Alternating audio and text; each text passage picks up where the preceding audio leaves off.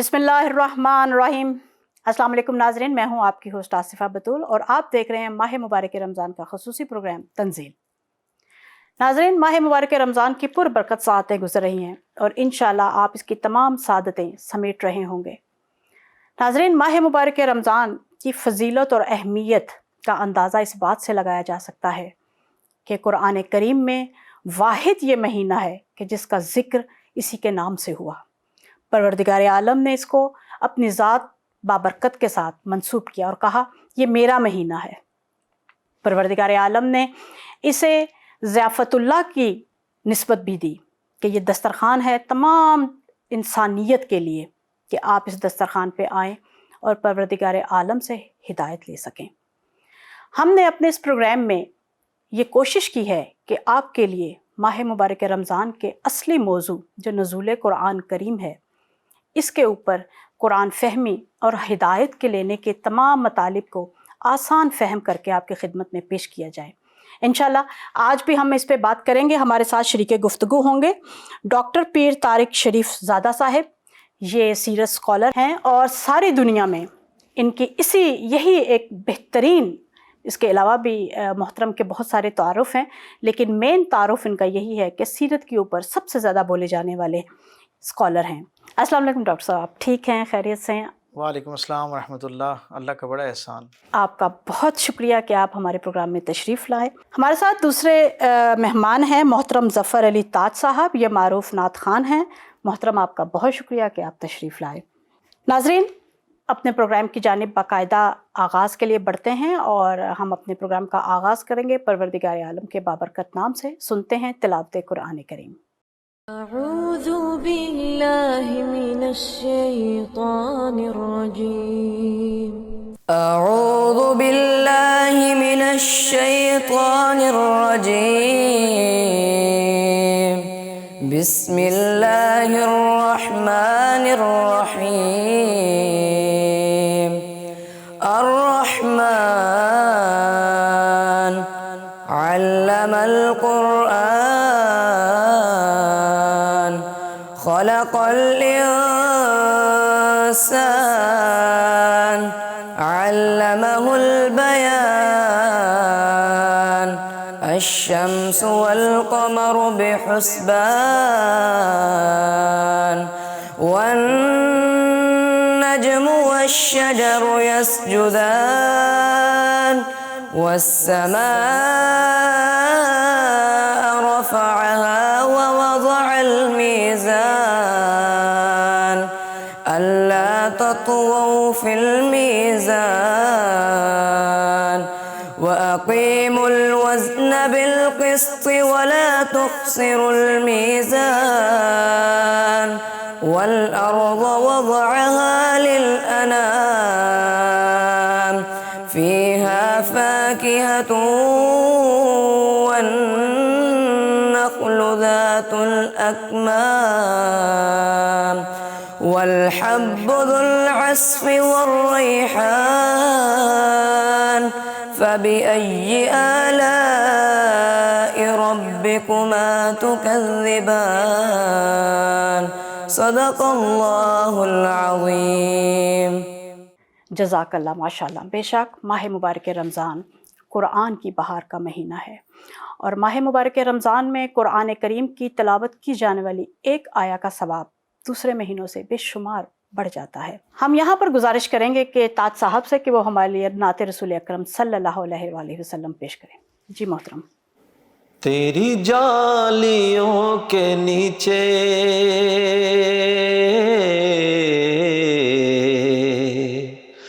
تیری رحمتوں کے سائے، تیری جالیوں کے نیچے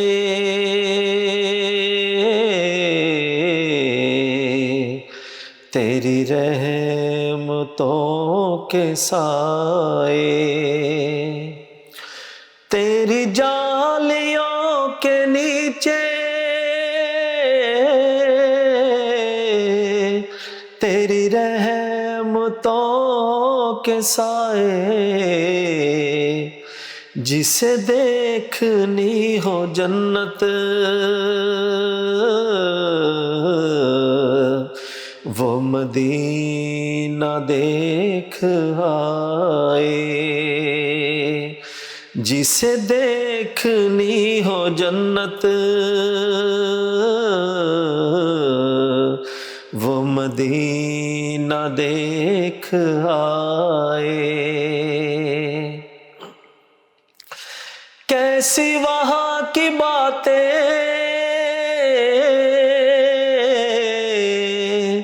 کیسی وہاں کی راتیں،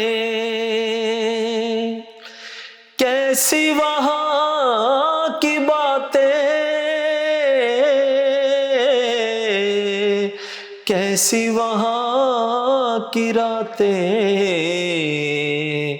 انہیں پوچھ لو نبی کا جو مدینہ دیکھ آئے، انہیں پوچھ لو نبی کا جو مدینہ دیکھ آئے۔ روضے کے سامنے میں یہ دعائیں مانگتا تھا، روضے کے سامنے میں یہ دعائیں مانگتا تھا، میری جان نکل تو جائے یہ سما بدل نہ جائے، میری جان نکل تو جائے یہ سما بدل نہ جائے، تیری جالیوں کے نیچے تیری رحمتوں کے سائے، وہ ظہور یار میرا وہی غم گسار میرا، وہ ظہور یار میرا وہی غم گسار میرا، میری قبر پہ جو آ کے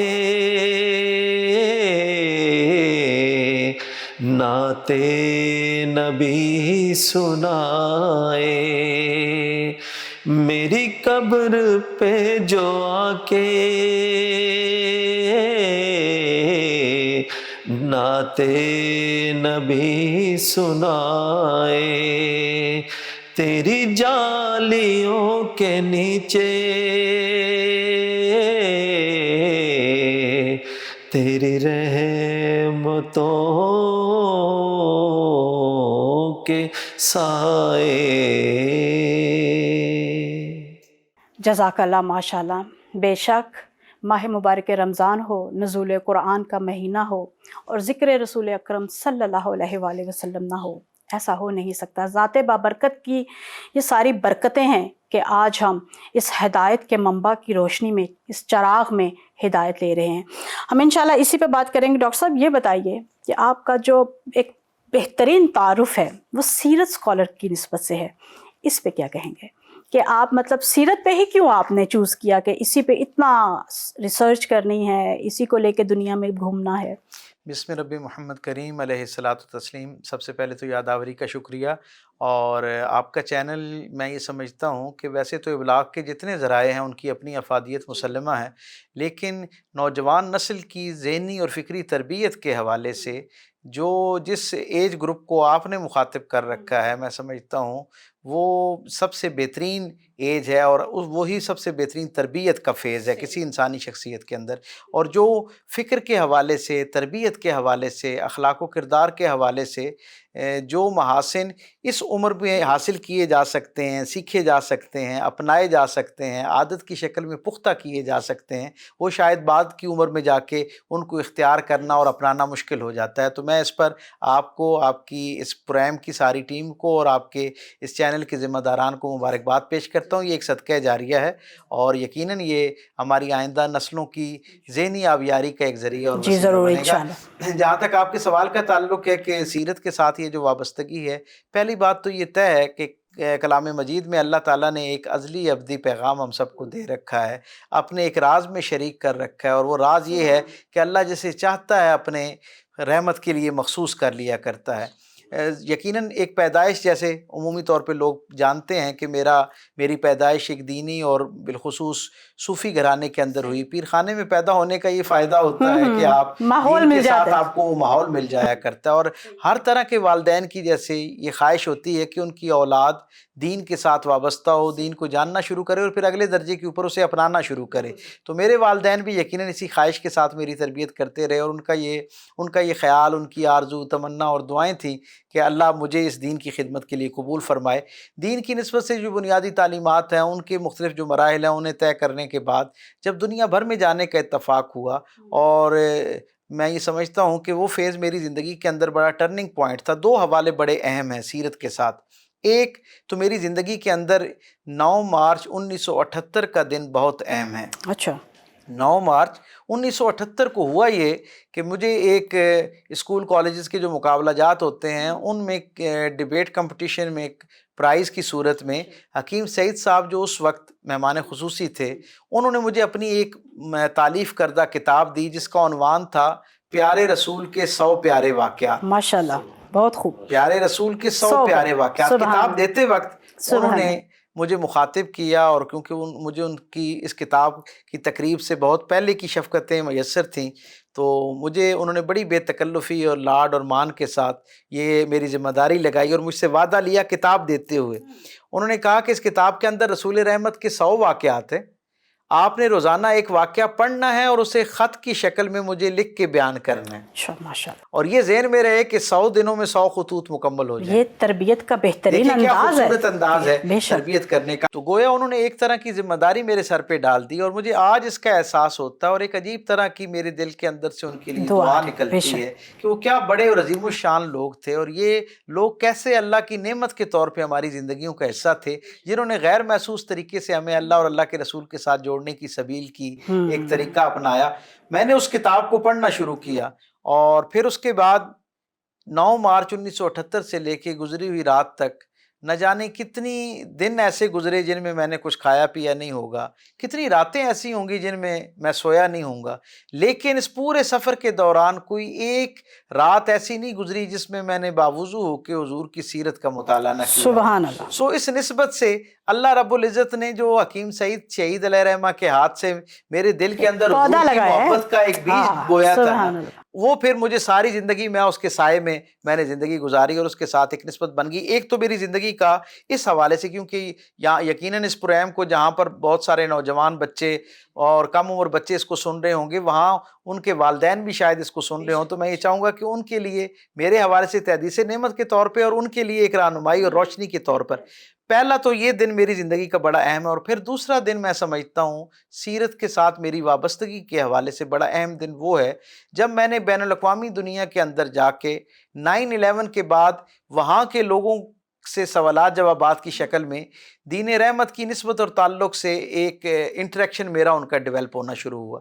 میں نے یہ دیکھا کہ اس وقت دنیا بھر کے اندر اس دین کی نسبت اور تعلق سے، بالخصوص 9/11 کے فوراً بعد کا کیونکہ یہ فیز تھا، تو مجھے یوں محسوس ہوا کہ بہت سارے ایسے سوالات نوجوان نسل کی ذہنوں کے اندر موجود ہیں کہ اگر انہیں صحیح انداز میں ہم ایڈریس کرنا شروع کر دیں تو شاید کسی نہ کسی درجے کے اوپر ہم ان کو وصول کرنے کی پوزیشن میں آ جائیں گے، اور ایک اگلے درجے کے اوپر شاید اللہ ہم سے کئی گنا بہتر دین کی خدمت ان کے ہاتھ سے جو ہے وہ لینا شروع کر دے۔ سو مجھے یہ لگا کہ اب یہ جو ایک انتہائی جدید معاشرے اور معاشرت میں رہنے والے لوگ ہیں، جو کسی حد تک واقعی بہت جدید ہیں اور بہت آگے کے لوگ ہیں، ان کو ایک ظاہری طور پر مغلوب قوم کا ایک آدمی کیا دے کر متاثر کر سکتا ہے؟ کیونکہ انسانی فطرت کا خاصہ ہے، ہم جانتے ہیں، تاریخ اس بات پر گواہ ہے اور ہمارا اپنا مشاہدہ اس بات پر صادق ہے کہ انسان ہمیشہ غالب آنے والوں سے متاثر ہوا کرتا ہے، کمال سے محبت ہے، بے شک ایسا ہے، بے شک ایسا ہے۔ سو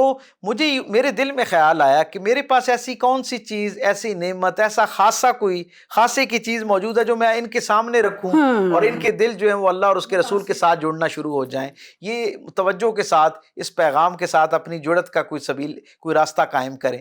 سو اللہ رب العزت نے اس دن میرے دل میں یہ بات پیدا کی کہ وہ جو اتنے برس سے سیرت کے ساتھ میرا ایک انسلاک تھا، شاید وہ اسی لیے کروایا گیا کہ اللہ رب العزت کی وسیع تر مشیت کے اندر یہ بات موجود تھی کہ میرے پاس حضور کی سیرت کی شکل میں، حضور کی زندگی کی شکل میں ایک ایسا خزانہ موجود ہے کہ اگر آج اس گئے گزرے دور میں مجھ جیسا لکنت سے بھرپور شخص، علم اور عمل سے عاری شخص، تقوی کے اعتبار سے ایک انتہائی نحیف حالت کا، کمزور حالت کا آدمی بھی حضور کی زندگی جب کسی کے سامنے بیان کرنا شروع کرتا ہے تو اللہ نے زندگی کے اندر اتنی قوت اور توانائی رکھی ہے کہ جب یہ غیر متعصب دلوں پر پہنچتا ہے تو یہ کسی نہ کسی درجے پہ لازمی دستک دیتا ہے۔ سو وہ دن تھا کہ اللہ نے اس بات کو دل میں ڈالا کہ اب باقی جتنا زندگی کا وقت ہے وہ سارے کا سارا حضور کی زندگی بیان کرنے کے حوالے سے اس کو مخصوص کر لینا ہے، اور پھر حضور کی زندگی کے اندر وہ جو نور اور ایک لافانی ہدایت موجود ہے وہ خود اپنی جگہ بناتی ہے، وہ ایک ایسی اس کے اندر اتنی قوت اور توانائی ہے کہ بس ایک دفعہ آپ اس کی طرف رخ کر لیں، پھر ساری ہوائیں فضائیں آپ کو اڑا کر وہاں لے جاتی ہیں، اور ایک خاص وقت کے بعد آپ کو یوں احساس ہونا شروع ہوتا ہے گویا آپ اس عظیم و شان لافانی اللہ کی سب سے محبوب زندگی کا حصہ ہیں، آپ خود حضور کے ساتھ زندگی گزار رہے ہیں۔ ایک لمحے پہ ایک ایسا تصور پیدا ہونا شروع ہو جاتا ہے جب آپ کا سیرت کے ساتھ تعلق کل وقتی اور مضبوط ہونا شروع ہو جاتا ہے تو اس کا سب سے بڑا اعجاز یہ ہے، میرے رسول کی زندہ زندگی کا یہ زندہ معجزہ ہے کہ آج بھی اتنی دنیاوی کثافتوں سے آلودہ دل والے لوگ بھی جب اس زندگی کو جاننا شروع کرتے ہیں تو اس کا خیر اپنے اندر ایسی کشش رکھتا ہے کہ گویا آپ کو یوں محسوس ہوتا ہے کہ جب جبل ابو قبیس پر اللہ کا رسول اللہ کی توحید بیان کر رہا ہے تو ان سننے والوں میں کہیں میری روح بھی موجود ہے، جب میرا کریم رسول بدر کے اندر قیدیوں کے لیے حسن سلوک کا پیغام دے رہا ہے تو اس بشارت کو سننے والوں میں اور آپ بھی کہیں موجود ہیں۔ تو یہ ایک سراپا محبت کا، عقیدت کا، مودت کا ایک ایسا رشتہ ہے جو ہر آن گہرا ہوتا جاتا ہے، اور پھر اس رشتے کے تعلق سے جو خیر اور خوبی ہم تک پہنچتی ہے، وہ جو اس لافانی زندگی کے اندر موجود روشنی ہم تک پہنچتی ہے، اللہ پھر اپنی شان کے لائق ہمارے ہاتھ سے لوگوں تک اس خیر کو پہنچا رہا ہوں۔ بہترین، بالکل آپ صحیح کہہ رہے ہیں پروفیسر صاحب کہ اللہ تعالیٰ نے جس شخصیت سے، جس ہستی سے جو کام لینا ہوتا ہے وہ پروردگار عالم کہیں نہ کہیں اس کو اس جگہ تک لے آتا ہے۔ اچھا آپ یہ بتائیے کہ آپ جیسے فرما رہے ہیں کہ آپ دنیا میں گھومیں، تو اس حوالے سے کیا کبھی آپ کو ایسا محسوس ہوا کہ اسلام کے بارے میں لوگوں کے ذہنوں میں جو تصورات ہیں وہ کہیں نہ کہیں غلط ہیں اور اس میں کہیں قصوروار خود مسلمان بھی ہو سکتے ہیں؟ یقیناً کسی چیز کے حوالے سے بھی جب غلط فہمی پیدا ہوتی ہے نا تو ایک بنیادی تعصب بھی کسی نہ کسی درجے کے اوپر لوگوں کے دلوں کو، فکر کو میلا کر رہا ہوتا ہے، لیکن ایک بہت بڑا حصہ جو ہے وہ اس نظریہ حیات سے وابستہ لوگوں کی کیفیت بھی ہوتی ہے۔ یعنی اس کا کیا مطلب ہے؟ اس کا مطلب یہ ہے کہ اسلام کے بارے میں یقیناً ایک بہت بڑی کمپین پچھلی 15 صدیوں سے چل رہی ہے، اور کوئی زمانہ ایسا نہیں رہا جس میں اسلاموفوبیا نہیں رہا، کوئی زمانہ ایسا نہیں تھا جب اس وقت کے غاصب قوتوں کو اسلام کے غالب آنے کا خوف موجود نہ ہو۔ اب ہم کیونکہ اسلاموفوبیا پہ کام کرتے ہیں تو مجھے اندازہ ہوتا ہے، میں اکثر یہ کہا کرتا ہوں کہ یہ جو اسلاموفوبیا ہے یعنی اسلام سے ایک انجانہ خوف جو ہے، یہ حقیقت میں اسلام کے غالب آنے کا خوف ہے، بہت خوب۔ اور یہ خوف بظاہر اسلاموفوبیا کی ٹرم جو ہے وہ تو کوئی لگ بھگ ارلی 90s میں شروع ہوئی اور پچھلے 9/11 کے بعد ذرا زیادہ دنیا بھر کو اس نے اپنی لپیٹ میں لے لیا، لیکن اسلاموفوبیا یعنی اسلام کے غالب آنے کا خوف، اس کی تاریخ اتنی پرانی ہے خود جتنی اسلام کی تاریخ پرانی ہے۔ بے شک آپ تصور کیجئے نا ایک ایسا معاشرہ جس معاشرے کے لوگ اپنی ساری اخلاقی گراوٹ کے باوجود، اپنی آئندہ آنے والی نسلوں کے لیے رسول رحمت صلی اللہ علیہ وسلم کو بہترین مثالیہ سمجھتے ہیں۔ بے شک۔ وہ جو ڈاکٹر لیورن جسر جیسے متعصب اسکالر کو یہ بات لکھنا پڑی کہ رسول رحمت کا اخلاق اور کردار اس اعلیٰ درجے کا تھا کہ عربوں کے اس معاشرے میں مکے اور اس کے گرد و نواح میں رہنے والے قبائل سردار جو تھے وہ اپنے ولی عہدوں کو، اپنی اولادوں کو، اپنے ممکنہ آنے والے سرداروں اور سربراہوں کو جنہیں تیار کیا جاتا انہیں کہتے کہ محمد رسول اللہ صلی اللہ علیہ وسلم جیسا ہونے کی کوشش کرو۔ تو حضور اس اعلیٰ معاشرے کے اندر جب آئے جس معاشرے کے لیے رسول رحمت سب سے بہترین انسان تھے، آپ یہ تصور کیجئے کہ جیسے ہی اللہ کے رسول صلی اللہ علیہ وسلم نے اللہ کی توحید بیان کرنا شروع کی، اللہ کا جو پیغام تھا بندوں تک پہنچانا شروع کیا، تو وہ سارا معاشرہ جو انہیں بہترین سمجھتا تھا بدترین دشمن بن گیا۔ تو یہ اسلام و فوبیا کا خوف تو اس وقت سے موجود ہے۔ آج بھی ہم جب جاتے ہیں تو ہم یہ سمجھتے ہیں کہ کسی نہ کسی انداز میں ایک بہت بڑی منظم کمپین پوری دنیا میں چلتی ہے ان لوگوں کی طرف سے جنہیں یہ خوف ہے کہ دنیا میں جو انسانوں کی اس وقت ترقی کے بعد حالت ہے، باہر جتنی روشنی انہوں نے کر لی ہے، اندر کا اندھیرا اتنا گہرا ہوتا جا رہا ہے، انہیں یہ احساس اور کبھی سے کبھی تر ہوتا جا رہا ہے ان کی فکر میں، جو ذرا دور بین لوگ ہیں، ذرا آگے کی زمانوں میں دیکھنے والے، جھانکنے کی صلاحیت رکھنے والے لوگ ہیں، وہ جو پلاننگ کرنے والے لوگ ہیں، انہیں یہ یقین ہوتا جا رہا ہے کہ آئندہ زمانوں میں جیسے جیسے انسان ظاہری ترقی کرتا جائے گا اس کی باطنی کمی کو پورا کرنے کا جو ایک میڈیم ہو سکتا ہے وہ صرف اسلام ہو سکتا ہے۔ اس لیے وہ اس کے حوالے سے بہت ساری نیگیٹیوٹی بڑے منظم انداز میں بیان کر رہے ہیں۔ میں نے کل کسی چینل پہ یہ بات کہی کہ اس وقت پوری دنیا کے اندر اسلام و فوبیا کے حوالے سے لگ بھگ 35,000 کے قریب آرگنائزیشنز اور فورمز ایسے ہیں جنہیں سپانسر کیا جا رہا ہے، جبکہ اس کے بالمقابل اسلام و فوبیا کو روکنے کے حوالے سے یا اس کی صحیح سمت بیان کرنے والے جو فورمز ہیں ان کی تعداد 100 سے بھی کم ہے۔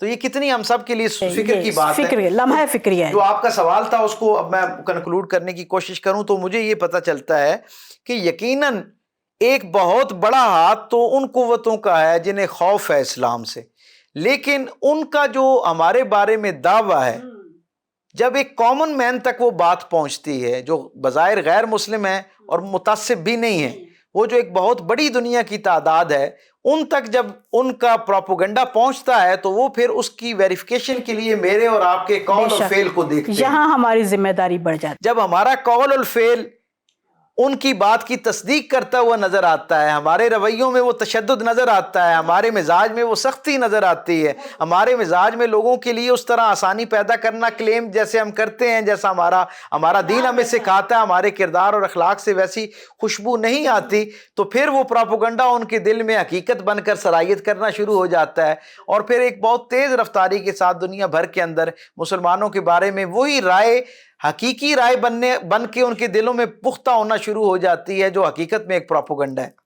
بہت بہترین انداز میں آپ نے بیان فرمایا، اور درست بات بھی یہی ہے ناظرین کہ سیرت رسول اکرم صلی اللہ علیہ وآلہ وسلم ہم سب کے لیے اسوہ ہے، اور قرآن کریم میں پروردگار عالم نے یہ فرمایا ہے کہ تمہارے لیے بہترین نمونہ سیرت رسول اکرم صلی اللہ علیہ وآلہ وسلم کی ذات بابرکت ہے۔ لیکن یہاں ہماری ذمہ داری اور بڑھ جاتی ہے کہ کیا ہم اپنے کردار میں، اپنی گفتار میں، اپنے اعمال میں، اپنی روزمرہ زندگیوں میں کیا ہم اس سیرت سے کچھ لے پائیں؟ اور جیسا پروفیسر صاحب نے بتایا کہ جب ایک بڑی دنیا اسلام کو سمجھنے کی کوشش کرتی ہے تو وہ دیکھتی مسلمانوں کی جانب ہے، لیکن جب انہیں وہی پروپیگنڈا جو دوسرے غیر کرتے ہیں ہمارے بارے میں ویسا ہی نظر آتا ہے تو پھر وہ اسلام سے متنفر ہو جاتے ہیں، اور اس میں ہم بہت حد تک ذمہ دار ٹھہراتے ہیں۔ یہاں وقت ہوا ہے ایک چھوٹے سے سیگمنٹ کا، کہیں مت جائیے گا، ملتے ہیں سیگمنٹ کے بعد۔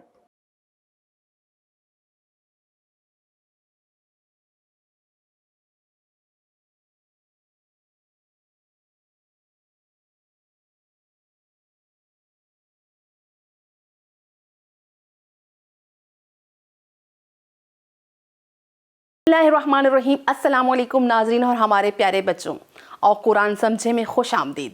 اس پروگرام میں ہم اپنے ناظرین اور خصوصاً اپنے چھوٹے اور پیارے بچوں کو قرآن کے کچھ اہم الفاظ کے بارے میں بتائیں گے، جس سے ہمیں قرآن سمجھنے میں مدد ملے گی، اور پھر قرآن ہماری زندگیوں میں عملی طور پر نظر آئے گا۔ ہماری زندگیوں کے ہر امور، چاہے وہ گھر کے اندر ہوں، ذاتی امور ہوں، بزنس کے حوالے سے ہوں یا سوسائٹی کے حوالے سے ہوں، وہ سب قرآن کے مطابق ہونے چاہیے۔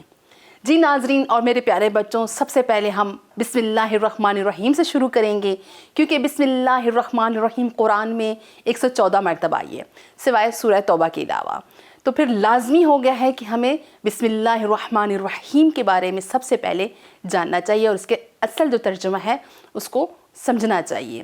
جی پیارے بچوں، آپ کو پتہ ہے کہ بسم اللہ الرحمن الرحیم کا اصل ترجمہ کیا ہے؟ شروع کرتی ہوں اللہ کے نام سے جو بڑا مہربان ہے. قرآن کا صحیح جو ترجمہ ہے بسم اللہ الرحمن الرحیم کا جو صحیح ترجمہ ہے وہ ہم بتائیں گے اپنے پیارے بچوں کو اور اپنے ناظرین کو، تاکہ صحیح معنوں کا پتہ چل جائے. ایک بار پھر بتاتی چلوں کہ ہم یہ معنی اس لیے سمجھانا چاہتے ہیں کہ قرآن پر ہم پریکٹیکلی عمل کر سکیں اور اس دنیا اور آخرت دونوں میں مستفید ہو سکیں. فی الحال ہم بسم اللہ الرحمن الرحیم کا ترجمہ کرتے ہیں، اللہ کے نام سے جو مہربان اور رحیم ہے. اس آیت میں 4 اہم الفاظ ہیں. سب سے پہلے اسم اللہ، رحمان اور رحیم، اور 5واں ورڈ با ہے. یہ الفاظ جو رب دیتا ہے، الفاظ جسے ہم حروف کہتے ہیں، یعنی انگلش گرامر میں جسے پریپوزیشن کہتے ہیں. ہم ایک ایک لفظ کو سمجھیں گے. سب سے پہلے شروع کرتے ہیں لفظ اللہ سے. اللہ جو کائنات کا مالک ہے، خالق ہے، مالک ہے اور رب ہے. سب سے زیادہ جس کا نام پکارا جاتا ہے، یاد کیا جاتا ہے، وہ ہے اللہ. کچھ زبانوں میں جیسے فارسی، اردو میں بھی خدا استعمال ہوتا ہے. عموماً ہم اللہ لفظ کے معنی سے آشنا نہیں ہوتے. جب ہم اللہ سے مدد مانگتے ہیں تو اس کام میں اللہ مدد کرتا ہے، اس میں برکت ہوتی ہے اور کام صحیح ہوتا ہے. لیکن کیا ہم ہر کام کو شروع کرنے سے پہلے بسم اللہ الرحمن الرحیم پڑھتے ہیں؟ آیا ہم کھانا کھانے سے پہلے بسم اللہ الرحمن الرحیم پڑھتے ہیں؟ اور ہر کام کو شروع کرنے سے پہلے بسم اللہ الرحمن الرحیم پڑھتے ہیں یا نہیں؟ بسم اللہ کا مطلب کیا ہے اور بسم اللہ عملی طور پر ہماری زندگیوں میں کیسے آ سکتا ہے اور زندگی کو بابرکت کیسے بنا سکتا ہے؟ پہلے سمجھتے ہیں لفظ اللہ کے معنی. معنی کیا ہے اللہ کے؟ اللہ لفظ الہ سے ہے. جب اللہ کے آگے الف لام لگا دیا جائے تو مخصوص ہو جاتا ہے اللہ کی ذات کے لیے، ذات باری تعالیٰ کے لیے مخصوص ہو جاتا ہے. یعنی ہم اس مطلب کو اللہ کے سوا کسی اور کے لیے استعمال نہیں کر سکتے. مطلب اللہ لفظ کسی اور کے استعمال میں نہیں آتا. لیکن الف لام لفظ استعمال ہوتا ہے. قرآن میں بھی بہت سے مقامات پر اللہ کے سوا دوسروں کے لیے لفظ استعمال ہوا ہے. الہ کا ترجمہ یعنی ہم اکثر معبود کرتے ہیں، یعنی جس کی پرستش یا رسمی طور پر عبادت کی جائے. لیکن اس میں اختلاف ہے اور قرآن کی دوسری آیاتوں کو بھی دیکھا جائے تو پتہ چلتا ہے معبود لفظ نہیں بنتا، یعنی اس کے معنی معبود نہیں بنتا. الہ کا معنی جو قابل قبول ہے وہ ہے فرما روا، جو کسی کو امر کرے، کسی کو آرڈر دے. اس امر کو، اس حکم کو، اس کے آرڈر پر جو عمل کرے اسے کیا کہتے ہیں؟ ان کو کیا کہتے ہیں؟ عبد کہتے ہیں. کیونکہ الہ کی اطاعت کی جاتی ہے اس لیے معبود بھی الہ کی ایک خصوصیات بن جاتی ہے. اور شاید اس وجہ سے الہ کا ترجمہ اکثر رائج ہو گیا ہے، کیونکہ انسان ابتدا سے اپنے لیے بت، سورج، چاند، آسمان وغیرہ اور دیگر خیالاتی معبود بنائے ہوئے تھے جس کی وہ عبادت کرتے تھے، پوجا کرتے تھے، پرستش کرتے تھے اور آج بھی کرتے ہیں. الف لام یعنی مخصوص ہو گیا جب لفظ اللہ پہ داخل ہوا، یعنی حکم دینے والا جس کی ہم اطاعت اور پیروی کرتے ہیں. اب ہم یہ کہہ سکتے ہیں کہ ہر وہ شخص یا شے جس کی ہم اطاعت کرتے ہیں، جو ہمیں آرڈر کرتے ہیں، ہم اس کے حکم کی تکمیل کرتے ہیں، جس کے فرمان کی، جس کے آرڈر کی ہم مانتے ہیں، اس کے مطابق عمل کریں تو کیا وہ ہمارا الہ ہوگا؟ جیسے کہ قرآن نے پیش کیا ہے، کچھ لوگوں نے اپنے خواہشات کو اور اپنے نفس کو اپنا الہ بنایا ہوا ہے. کچھ نے غیر اللہ کی طاغوت کو، غیر اللہ طاغوت کو، جیسے کہ فرعون کو اپنے الہ بنایا ہوا ہے. یعنی لوگ ان کی فرمان آرڈرز پر چلتے ہیں. اب ہم اپنے بچوں کو ذرا آسان کر کے سمجھاتے ہیں. ہاں تو بچوں اب میرے ساتھ دہرائیے گا اور جواب دینا ہے. آپ نے اللہ لفظ کا مطلب کیا ہوا اور کہاں سے آیا؟ اللہ لفظ کہاں سے آیا؟ اللہ لفظ الہ سے بنا ہے. الہ سے بنا ہے. کس لفظ سے بنا ہے؟ الہ سے. الہ سے بنا ہے. اب الہ کسے کہتے ہیں؟ وہ جو ہمیں فرمان دے، حکم دے، یعنی آرڈرز دے اور ہم اس کے آرڈرز پر عمل کریں.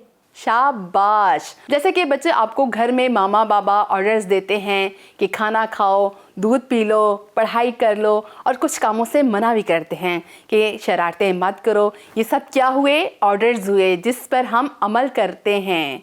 इसी तरह हमारे टीचर्स भी हमें ऑर्डर्स देते हैं, ये लिख लो, इसे पढ़ लो, इसे याद कर लो। तो बाजी, हमारे मम्मी पापा और टीचर्स भी इलाह हो गए, यानी वो अल्लाह की तरह है? नहीं, वो अल्लाह नहीं है। हर कोई आपको हुक्म दे वो अल्लाह और इलाह नहीं होता।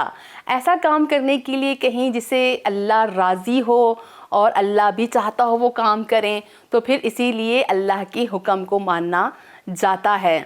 यानी अल्लाह ने कहा कि अपने मामा बाबा, अपने बड़ों की और अपने टीचर्स की बात सुनो, वो जो अच्छा काम कहते हैं उसे करो। टीचर्स भी जो आपको अच्छा काम करने की ऑर्डर्स करते हैं उस काम की तकमील करो, तो वो अल्लाह नहीं होते बल्कि अल्लाह की तरफ से कहे हुए अहकाम को अंजाम देने के लिए आपको कह रहे हैं। तो बात समझ आ गई मेरे प्यारे बच्चों को? समझ आई आप सबको? जी। शाबाश। तो आज हमने समझा अल्लाह के क्या मायने हैं।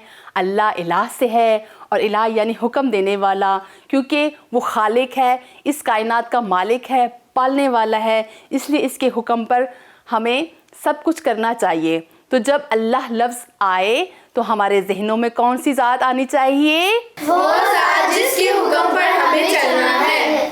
शाबाश। यानी वो फरमान रवा, कमांडर्स, ऑर्डर देने वाला, जिसके ऑर्डर्स हमने मानने होते हैं, और दूसरे किसी के ऑर्डर्स को जो उसके हुक्म के ख़िलाफ़ हो नहीं मानना चाहिए।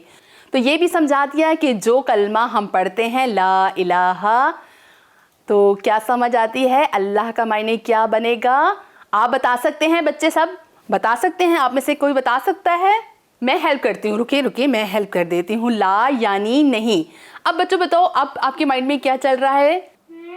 यानी नहीं है कोई इलाह हुक्म देने वाला सिवाय अल्लाह के। शाबाश, बिल्कुल ऐसा ही है। यानी इस खालिक मालिक की ज़ात के सिवा हम किसी के फरमान और ऑर्डर्स को नहीं मानते, और जिसके ऑर्डर्स हुक्म को माना जाए वो सिर्फ कौन है? अल्लाह है। वही मानने, उसी के ऑर्डर्स माने जाते हैं, उसी के ऑर्डर्स को हम मानेंगे, उसी के हुक्म की तकमील करेंगे, क्योंकि वो भी अल्लाह का हुक्म है। जैसे कि वालिदैन, अच्छे उलमा, उस्ताज़ा वगैरह के हुक्म की तकमील करना। इंशाल्लाह उम्मीद है कि हमारे बच्चों ने और नाजरीन ने कुछ नया सीखा होगा। कुरान के हवाले से बिस्मिल्लाह का मतलब सीख लिया होगा और समझ लिया होगा, और उसे अच्छे तरीके से याद कर लिया होगा। इंशाल्लाह कल मिलते हैं अपने एक नए सेशन के साथ। तब तक के लिए अपनी होस्ट रुबा बल्बी को इजाज़त दीजिए। खुदा हाफिज़।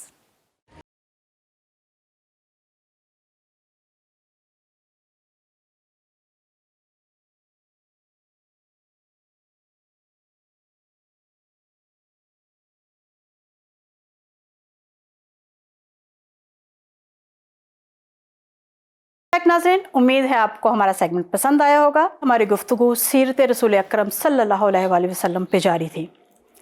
बेशक इसमें कोई शक नहीं है कि हमारे लिए बेहतरीन नमूना ज़ात रसूल अकरम सल्लल्लाहु अलैहि वसल्लम में है, मगर ये हमारी गफलत कहें, ये हमारी सुस्ती कहें कि आज अगर हम अपने किरदार को देखें तो हम बहुत दूर नज़र आते हैं, और हम इसी गफलत का शिकार हैं अपने बच्चों की तरबियत के हवाले से भी। इस पे भी हम चाहेंगे कि डॉक्टर साहब से एक माहिराना गुफ्तगू वो करें इस मौजू पे कि बच्चों के हवाले से हम कैसे सीरत को उनके अंदर नुमाया कर सकें, कि उनके अंदर झलक नज़र आए कि ये उस रसूल अकरम सल्लल्लाहु अलैहि वसल्लम की उम्मती हैं, उनके पैरोकार हैं। डॉक्टर साहब प्लीज़। बिस्मिल्लाह रब्बि मोहम्मद करीम अलैहिस्सलातु तस्लीम। ये बहुत बुनियादी सवाल है, और रसूल रहमत सल्लल्लाहु अलैहि वसल्लम को जैसे उनका कामिल तारुफ़ कलाम मजीद हमें अल्लाह रब्बुल इज़्ज़त की ज़ुबान में हम तक ये पहुँचाता है कि आपको तमाम आलमीन के लिए रहमत बनाकर भेजा गया। सही।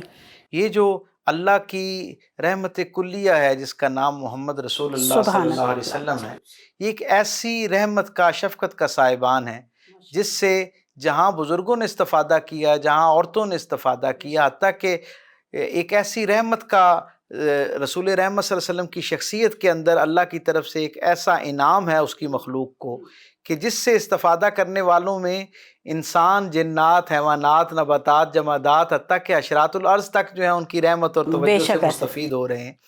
میرے کریم رسول صلی اللہ علیہ وسلم کی رحمت تمام اللہ کی مخلوق کے لیے یکساں برستی ہوئی نظر آتی ہے، لیکن جب بچوں کا معاملہ آتا ہے تو میں اپنے رسول کی زندگی پر جب نظر ڈالتا ہوں تو میری طبیعت جو ہے وہ ایک عجیب طرح کی سرشاری میں مبتلا ہو جاتی ہے۔ میرا کریم رسول بچوں سے ایسی منفرد محبت کرتا ہوا نظر آتا ہے جس کی نہ اس سے پہلے کوئی مثال ملتی ہے، نہ اس کے بعد کوئی مثال پیش کی جا سکتی ہے۔ آپ تصور کیجئے یہ کون سا معاشرہ ہے جس میں رسول اللہ صلی اللہ علیہ وسلم تشریف لاتے ہیں؟ یہ وہ معاشرہ ہے جہاں پر کوئی شخص، کوئی مرد اپنے بچے کو چوم نہیں سکتا تھا۔ اگر کوئی مرد اپنے دوستوں میں بیٹھ کر اپنے بچے کو چومتا نا تو کئی مہینوں تک اسے تضحیک کا نشانہ بنایا جاتا، طنز اور مذاق کا نشانہ بنایا جاتا، اور کہا کیا جاتا، آپ تصور کیجئے ان کے دل کتنے کثیف ہو چکے تھے، کتنے سخت ہو چکے تھے کہ دوستوں کو تانا دیتے کہ یہ جو تم نے اپنے بچے کو محبت سے چوما ہے یہ کام تو ماؤں کا ہوا کرتا ہے، یہ کام تو بڑی بہنوں کا، یہ مرد کی شان کے خلاف ہے، یہ مرد کی جو اس کی جو ایک مردانگی ہے اور شجاعت ہے اس کے خلاف ہے۔ یعنی کیسا جاہلانہ معاشرہ تھا، ایسا کثیف معاشرہ جہاں ایک شخص اپنے دوستوں میں بیٹھ کر اپنے بیٹے کو نہیں چوم سکتا تھا نا، میرے کریم رسول نے اس معاشرے میں دشمن کے بیٹوں کو چوم کے دکھایا۔ وہ جو مدینہ کا مزاج ہے نا، میرے کریم رسول صلی اللہ علیہ وسلم مسجد نبوی کے سامنے سوق اللیل سے گزر رہے ہیں اور سامنے ایک یہودی جو ہے وہ اپنے بچے کے ساتھ سے گزرتا ہے، میرے کریم رسول صلی اللہ علیہ وسلم اس کو بوسہ دیتے ہیں، اسے اپنے ساتھ لپیٹ لیتے ہیں۔ سبحان اللہ۔ جتنی دیر تک وہ بچہ حضور کی طرف متوجہ رہتا ہے، حضور سارے ارد گرد کے ماحول سے بے خبر ہو کے اس کو اپنی توجہ عطا فرماتے ہیں، اسے بوسہ دیتے ہیں۔ اور پھر جب وہ وہاں سے اپنے والد کے ساتھ چلا جاتا ہے تو ایک صحابی رسول کہتے ہیں، اے اللہ کے محبوب، کیا آپ کے علم میں ہے کہ اس کے ساتھ یہ جو شخص موجود تھا یہ اس کا باپ تھا، اور یہ وہ ہے جو اپنے قبیلے کے اندر آپ اور آپ کے لائے ہوئے پیغام کے حوالے سے سب سے زیادہ مخاصمت رکھتا ہے، سب سے زیادہ مخالفت کرنے والا ہے، اور آپ اس کے بچے کو چوم رہے ہیں۔ میرے کریم رسول صلی اللہ علیہ وسلم فرماتے ہیں، تم کیا اس بات پر مطلع کیے گئے ہو، تمہیں کیا اس بات کی خبر ہے کہ اس بچے سے نہ جانے کتنے خیر کے چشمے جو ہیں وہ پھوٹنے ہیں، نہ جانے کتنے لوگوں تک اس دین کی ہدایت کو پہنچانا ہے اللہ نے۔ میں تو اس کے چہرے، اس کی پیشانی میں موجود اس نور اور برکت کو دیکھتے ہوئے اس کو چوم رہا ہوں۔ اور آپ جانتے ہیں نا کہ میرے کریم رسول صلی اللہ علیہ وسلم اسی گلی کے اندر اپنے شہزادوں حضرات حسنین کریمین کو کیسی اعلیٰ، عرفہ اور منفرد محبتوں اور شفقتوں سے نوازتے ہیں۔ وہ عظیم الشان رسول جس کے لیے اللہ نے کائنات کی ساری عزتوں کو تخلیق کیا، ساری فضیلتوں کی تخلیق کا سبب رسالت امام صلی اللہ علیہ وسلم کی ذات ہے، اور میرے کریم رسول کا عالم یہ ہے، فتح مکہ ہو چکی ہے، یہ رسول رحمت کا لایا ہوا پیغام جو ہے وہ ایک سٹیٹ ریلیجن کے طور پر اسٹیبلش ہو چکا ہے، ایک ریاست مدینہ گویا عملی طور پر اس کا قیام بھی ہو چکا ہے، اور وہ پھلتی پھولتی بھی جا رہی ہے۔ اس حالت میں، اس مصروفیت کے دور میں، اس حکمرانی کا گویا ایک طرز زندگی ہے، اس کے اندر عالم یہ ہے کہ حضور کے شہزادے تشریف لاتے ہیں تو میرے کریم رسول اپنے ارد گرد کے ماحول سے منقطع ہو کر گھٹنوں کے بل کھڑے ہو جاتے ہیں، گھٹنوں کے بل، اور انہیں اپنے سینے کے ساتھ لگاتے ہیں، انہیں چومتے ہیں۔ ایک صحابی کہتے ہیں، یا رسول اللہ صلی اللہ علیہ وسلم، آپ ان اپنے شہزادوں کے ساتھ کتنی محبت کرتے ہیں، انہیں بار بار بہانے سے چومتے ہیں۔ وہ صحابی عرض کرتے ہیں، اللہ کے رسول، اللہ نے مجھے 10 بیٹے عطا کیے ہیں، اور ان میں وہ کہتا ہے کہ ایک پالنے میں ہے اور ایک بیٹا شادی شدہ ہے، یعنی اتنی طویل مسافت ہے بچوں کی۔ وہ کہتا ہے، مجھے آپ کے تقرب کی قسم ہے، میں نے پہلے بیٹے سے لے کے آخری بیٹے تک کسی ایک کو بھی اپنی زندگی میں ایک مرتبہ بھی ایسے نہیں چوما جیسے آپ اپنے شہزادوں کو چومتے ہیں۔ میرے کریم رسول اس کی طرف مخاطب ہوتے ہیں اور کہتے ہیں، اگر اللہ نے تمہارے دل کو اپنی طرف سے رحمت اور شفقت سے خالی کر دیا ہے تو میں اس میں کیا کر سکتا ہوں۔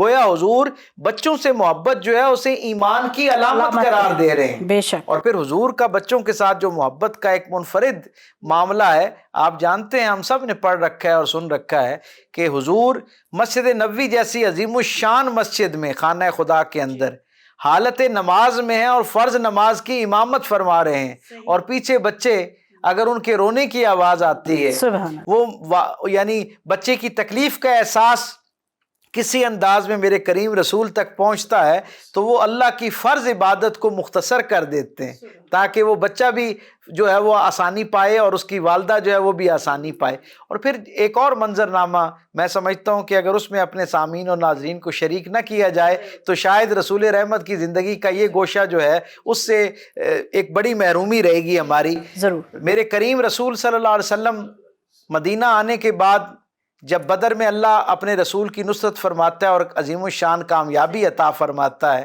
انسانی عقل و دانش اس ساری کامیابی کے بارے میں آج تک حیران ہے کہ کس طرح اللہ نے اپنے محبوب کی مدد فرمائی، فرشتوں کا نزول ہوا، مشرکین مکہ واپس پلٹے اور اگلی دفعہ کئی گنا تیاری کے ساتھ احد کے میدان میں آئے، اور ہم سب جانتے ہیں کہ مسلمانوں کا نقصان ہوا، رات بھر زخمیوں کی عیادت ہوتی رہی اور جو شہید ہو چکے تھے ان کی تدفین ہوتی رہی۔ رسول اللہ صلی اللہ علیہ وسلم کی طبیعت کے اوپر اپنے 70 سے زیادہ اصحاب کی شہادت جو ہے وہ طبیعت پر گراں گزر رہی تھی۔ حضور کو کبھی ان کے بچوں کا خیال آتا، کبھی ان کے اہل خانہ کا خیال آتا، کبھی ان کی حضور کے ساتھ جو رفاقت اور محبت تھی وہ حضور کی طبیعت کو گداز کرتی۔ حضور کی طبیعت کے اوپر ایک گدازی کا عالم تھا۔ فجر کی نماز حضور نے پڑھائی اور فجر کی نماز کے بعد حضور خاموشی کے ساتھ اپنے اصحاب کی طرف رخ کر کے بیٹھ گئے۔ اصحاب جو ظاہری طور پر زخمی تھے، شکست خوردہ تھے، لیکن ان کا عالم یہ تھا کہ وہ آپس میں مشورہ کرنے لگے۔ ان کے لیے ان ساری تکالیف اور زخموں سے زیادہ بڑھ کر حضور کی طبیعت کی یہ گدازی تھی، حضور کی طبیعت کے اندر یہ جو سنجیدگی اور اداسی آئی ہوئی تھی وہ انہیں بے چین کر رہی تھی۔ انہوں نے آپس میں مشورہ کیا کہ حضور کی طبیعت کو کیسے بحال کیا جائے۔ صحیح۔ یہ دنیا بھر کے سارے تہذیب یافتہ اور تہذیب یافتہ ہونے کا دعویٰ کرنے والے لوگوں کے لیے پیغام ہے۔ میرے کریم رسول کے اصحاب نے آپس میں مشورہ کیا، انہوں نے کہا کسی سبیل اور صورت سے اگر مدینے سے بچوں کو احد کے میدان میں لایا جائے اور انہیں حضور کے قرب میں دیا جائے تو رسول رحمت کی وہ والہانہ محبت جو بچوں کے ساتھ ہے وہ یقیناً حضور کی طبیعت کے اندر سے اداسی کو ختم کر دے گی۔ تاریخ بتاتی ہے چابک دست گھوڑوں کے ساتھ کچھ اصحاب مدینے کی طرف پلٹتے ہیں اور وہاں سے اپنے کچھ بچوں کو اپنے ساتھ لے آتے ہیں۔ رسول رحمت اللہ کے اوراد و وظائف میں مشغول ہے، اللہ کے ساتھ راز و نیاز میں ہیں اور اس اداسی کی کیفیت میں بیٹھے ہیں، اور کیا دیکھتے ہیں تھوڑی دیر کے بعد وہ بچے آپس میں کھیلنا شروع ہو جاتے ہیں۔ پھر اس کھیل کے اندر جیسے ایک فطری تقاضا ہے، شور و غوغا ہونا شروع ہوتا ہے، وہ بچے آپس میں شکست و فتح کی بنیاد پر شور شرابہ کرتے ہیں۔ میرے کریم رسول کی توجہ اس طرف جاتی ہے۔ تھوڑی دیر کے بعد جب وہ بچے آپس میں تکرار کرتے ہیں، وہ لاڈ بھری پیار بھری تکرار کرتے ہیں، رسول ان کی گفتگو کی طرف متوجہ ہوتے ہیں اور پھر ان کی معصومانہ آرگومنٹ کو سنتے ہوئے حضور کی طبیعت آہستہ آہستہ سرشار ہونا شروع ہوتی ہے، بحال ہونا شروع ہوتی ہے۔ اور پھر تاریخ بتاتی ہے حضور اس مصلی سے اٹھتے ہیں اور ان بچوں کے ساتھ جاتے ہیں، ان بچوں کے کھیل میں شریک ہوتے ہیں، انہیں اپنے گلے لگاتے ہیں، اور پھر رسول اللہ صلی اللہ علیہ وسلم فرماتے ہیں کہ سواری لائی جائے۔ اور تاریخ دیکھتی ہے کہ ایسے صدمے والے ماحول میں کہ جب مسلمانوں کو اتنا نقصان ہو چکا ہے اور حضور واپس مدینہ پلٹ رہے ہیں، حضور کی طبیعت کا عالم یہ ہے، حضور کی مدینے میں آمد کا عالم یہ ہے کہ حضور کی سواری کے اوپر 2 بچے حضور کے ساتھ آگے بیٹھے ہوئے ہیں اور 2 بچے پیچھے بیٹھے ہیں۔ گویا اس لمحے میں جو انتہائی اس افسردگی کا عالم تھا، جو انتہائی غور و فکر اور تدبر کا عالم تھا، اس ماحول میں بھی میرے رسول کی جب توجہ بچوں کی طرف جاتی ہے تو حضور کی طبیعت کھل اٹھتی ہے۔ اس میں ہم سب کے لیے ایک پیغام موجود ہے کہ ہمیں بھی اپنی زندگیوں میں دیکھنا چاہیے، ہم ذرا سی پذیرائی ہمیں زندگی میں کسی شعبے کے اندر مل جائے تو بچوں کو ہم باہر تو میں اکثر کہا کرتا ہوں باہر تو پیر ہوتے ہی ہوتے ہیں، ہم اپنے بچوں کے لیے زیادہ بڑے پیر بن جایا کرتے ہیں۔ ہم باہر تو اپنے شعبے کے اندر کوئی ایک نامور شخصیت ہوتی ہیں، اپنے گھر میں اپنے بچوں کے سامنے بھی ایسے ہو جاتے ہیں جیسے گویا وہ ہمارے محکوم ہوں۔ تو میرے کریم رسول جن کے لیے اللہ نے ساری کامیابیاں ساری عزتیں اتاری، وہ اپنے بچوں کے ساتھ کیسا والہانہ اور گھل مل کے محبت ان کو جو ہے وہ دیتے تھے۔ در حقیقت یہ جو ہم بچوں کو محبت دیا کرتے ہیں، یہ جو بچوں کو ہمارے رویوں سے، ہماری بے تکلفی سے، لاڈ سے محبت پہنچتی ہے، حقیقت میں یہ انہیں لوگوں کے ساتھ محبت کرنا سکھا رہی ہوتی۔ ہمیں آپ تصور کیجئے دنیا بھر کے اندر ماہرین نفسیات نے اس بات کا تجزیہ کیا کہ وہ سارے لوگ جنہوں نے دنیا کے اندر اپنا نام ایک ظالم کے طور پہ اسٹیبلش کیا. آپ ہٹلر کا لے لیں، تصور لے لیں، آپ چنگیز خان، ہلاکو خان، ان کا بیک گراؤنڈ لیں، آپ ان کی بایوگرافیز پڑھیں، بچپن میں کہیں نہ کہیں وہ اس محبت سے محروم رہے ہوتے ہیں صحیح، جو والدین سے، قربت کے رشتوں سے ملی ہوتی ہے. صحیح. جب محبت نہیں ملتی تو تربیت تو یقیناً نہیں ملتی. نتیجہ اس کا پھر یہ ہوتا ہے کہ محبت اور تربیت سے آری آدمی اپنے زمانے کا کبھی ہلاکو خان بن جاتا ہے، کبھی چنگیز خان بن جاتا ہے. تو ہمیں اپنے بچوں کو، یہ جو ہمارے لیے ظاہری طور پر تو ایک نعمت ہے، حقیقت میں یہ بچے ہمارے لیے اللہ کی طرف سے جنت اور دوزخ کا ٹکٹ ہے. بے شک ہے. اگر ہم ان کی تربیت کر لیں تو یہ ہمارے لیے جنت کا راستہ بن جاتے ہیں، جنت کی سواری بن جاتے ہیں. اور اگر ہم ان کی تربیت نہ کر سکیں، انہیں وہ محبت شفقت نہ دے سکیں، نہ اس محبت اور شفقت کا سلیقہ دے سکیں، نتیجہ پھر اس کا یہ ہوتا ہے کہ یہ بچے ہمارے لیے دنیا میں بھی شرمندگی کا ذریعہ بن جاتے ہیں اور آخرت میں بھی خدا نخواستہ وبال کا ذریعہ بنتے ہیں. بہت خوبصورت ناظرین، بہت خوبصورت انداز میں پروفیسر صاحب نے ہمیں سیرت رسول اکرم صلی اللہ علیہ وآلہ وسلم کے ذریعے تربیت کے بنیادی اصول بتائے. حضرت علی علیہ السلام کا ایک فرمان مجھے یہاں یاد آ رہا ہے کہ وہ فرماتے ہیں کہ بچے کے پہلے 7 سال سمجھو کہ وہ بادشاہ ہے، اگلے 7 سال وہ تمہارا غلام ہے، اور اس سے اگلے سال تمہارا وزیر. اب اگر اس کی گہرائی میں ہم جانا چاہیں تو جیسے ڈاکٹر صاحب نے کہا کہ بچپن میں بچوں کو بادشاہ سمجھیں، وہ ضد کریں، وہ شور کریں، ان کو اپنا بادشاہ سمجھیں، اور بادشاہ کا حکم سر آنکھوں پہ ہوتا ہے. ہم نے بچوں کو ڈانٹ ڈپٹ کر کے ان کو خاموش نہیں کرانا، کیونکہ اس سے جو عقدے پیدا ہوتے ہیں وہ وہی عقدے ہیں جو جیسے ڈاکٹر صاحب نے بتایا کہ پھر وہ شخصیت کے ساتھ بڑے ہوتے ہیں اور انسان ایک نیگیٹو پرسنالٹی کی صورت میں دنیا کے سامنے آتا ہے. وہ ان کے ماں باپ کی تربیت کا اثر ہوتا ہے جو ان کی شخصیتوں سے جھلک رہا ہوتا ہے. انشاءاللہ مزید اس پہ گفتگو کریں گے.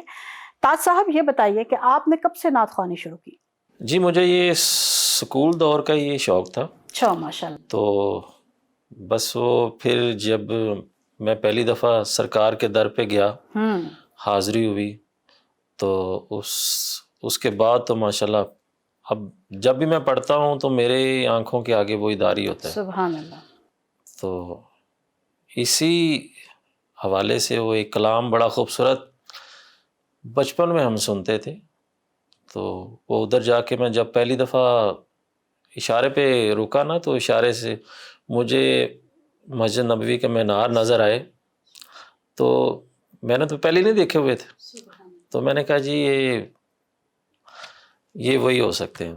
تو وہ بڑا خوبصورت کلام ہے اسی لحاظ سے، مرحوم احمد حمدانی صاحب نے، اور پڑھا ہے بہت زیادہ، اور یہ لکھا محمد علی ظہری صاحب کا. تو بڑے خوبصورت وہ لکھتے تھے. آج آپ ہمیں کیا سنائیں گے؟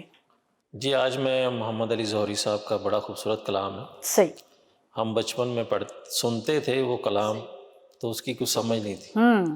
تو جب وہ اس در پہ گئے تو اس کلام کی سمجھ آئی ہے. بڑا خوبصورت کلام ہے. بسم اللہ کیجیے. جب مسجد نبوی کے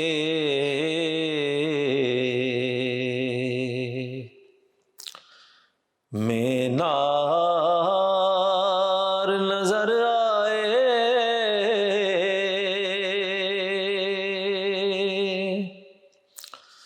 جب مسجد نبوی کے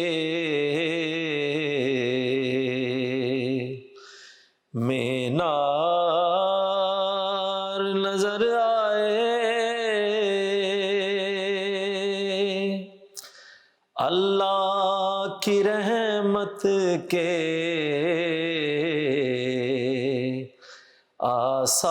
آثار نظر آئے، اللہ کی رحمت کے آثار نظر آئے،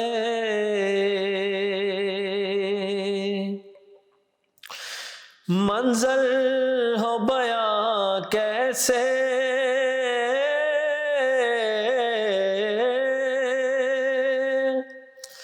الفاظ نہیں ملتے،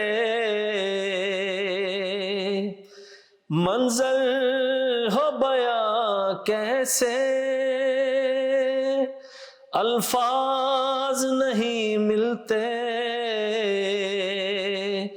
جس وقت محمد کا دربار نظر آئے، جس وقت محمد کا دربار نظر آئے،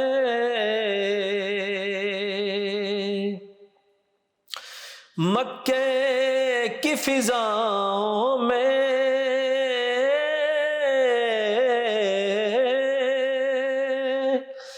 طیبہ کی ہواؤں میں،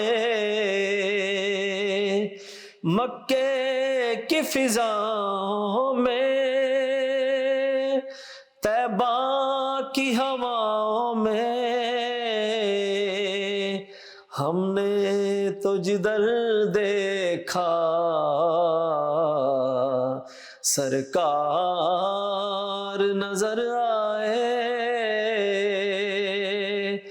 ہم نے تو جدھر دیکھا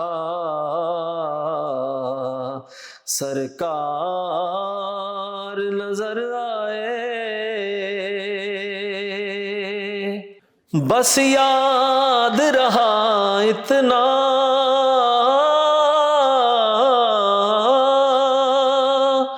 سینے سے لگی جالی، بس یاد رہا اتنا سینے سے لگی جالی، پھر یاد نہیں کیا کیا انوار نظر آئے، پھر یاد نہیں کیا کیا انوار نظر آئے، چھوڑا یا ظہوری میں دل و جان مدینے میں، چھوڑا یا ظہوری میں دل و جان مدینے میں، اب جینا یہاں مجھ کو دشوار نظر آئے، اب جینا یہاں مجھ کو دشوار نظر آئے، جب مسجد نبوی کے مینار نظر آئے۔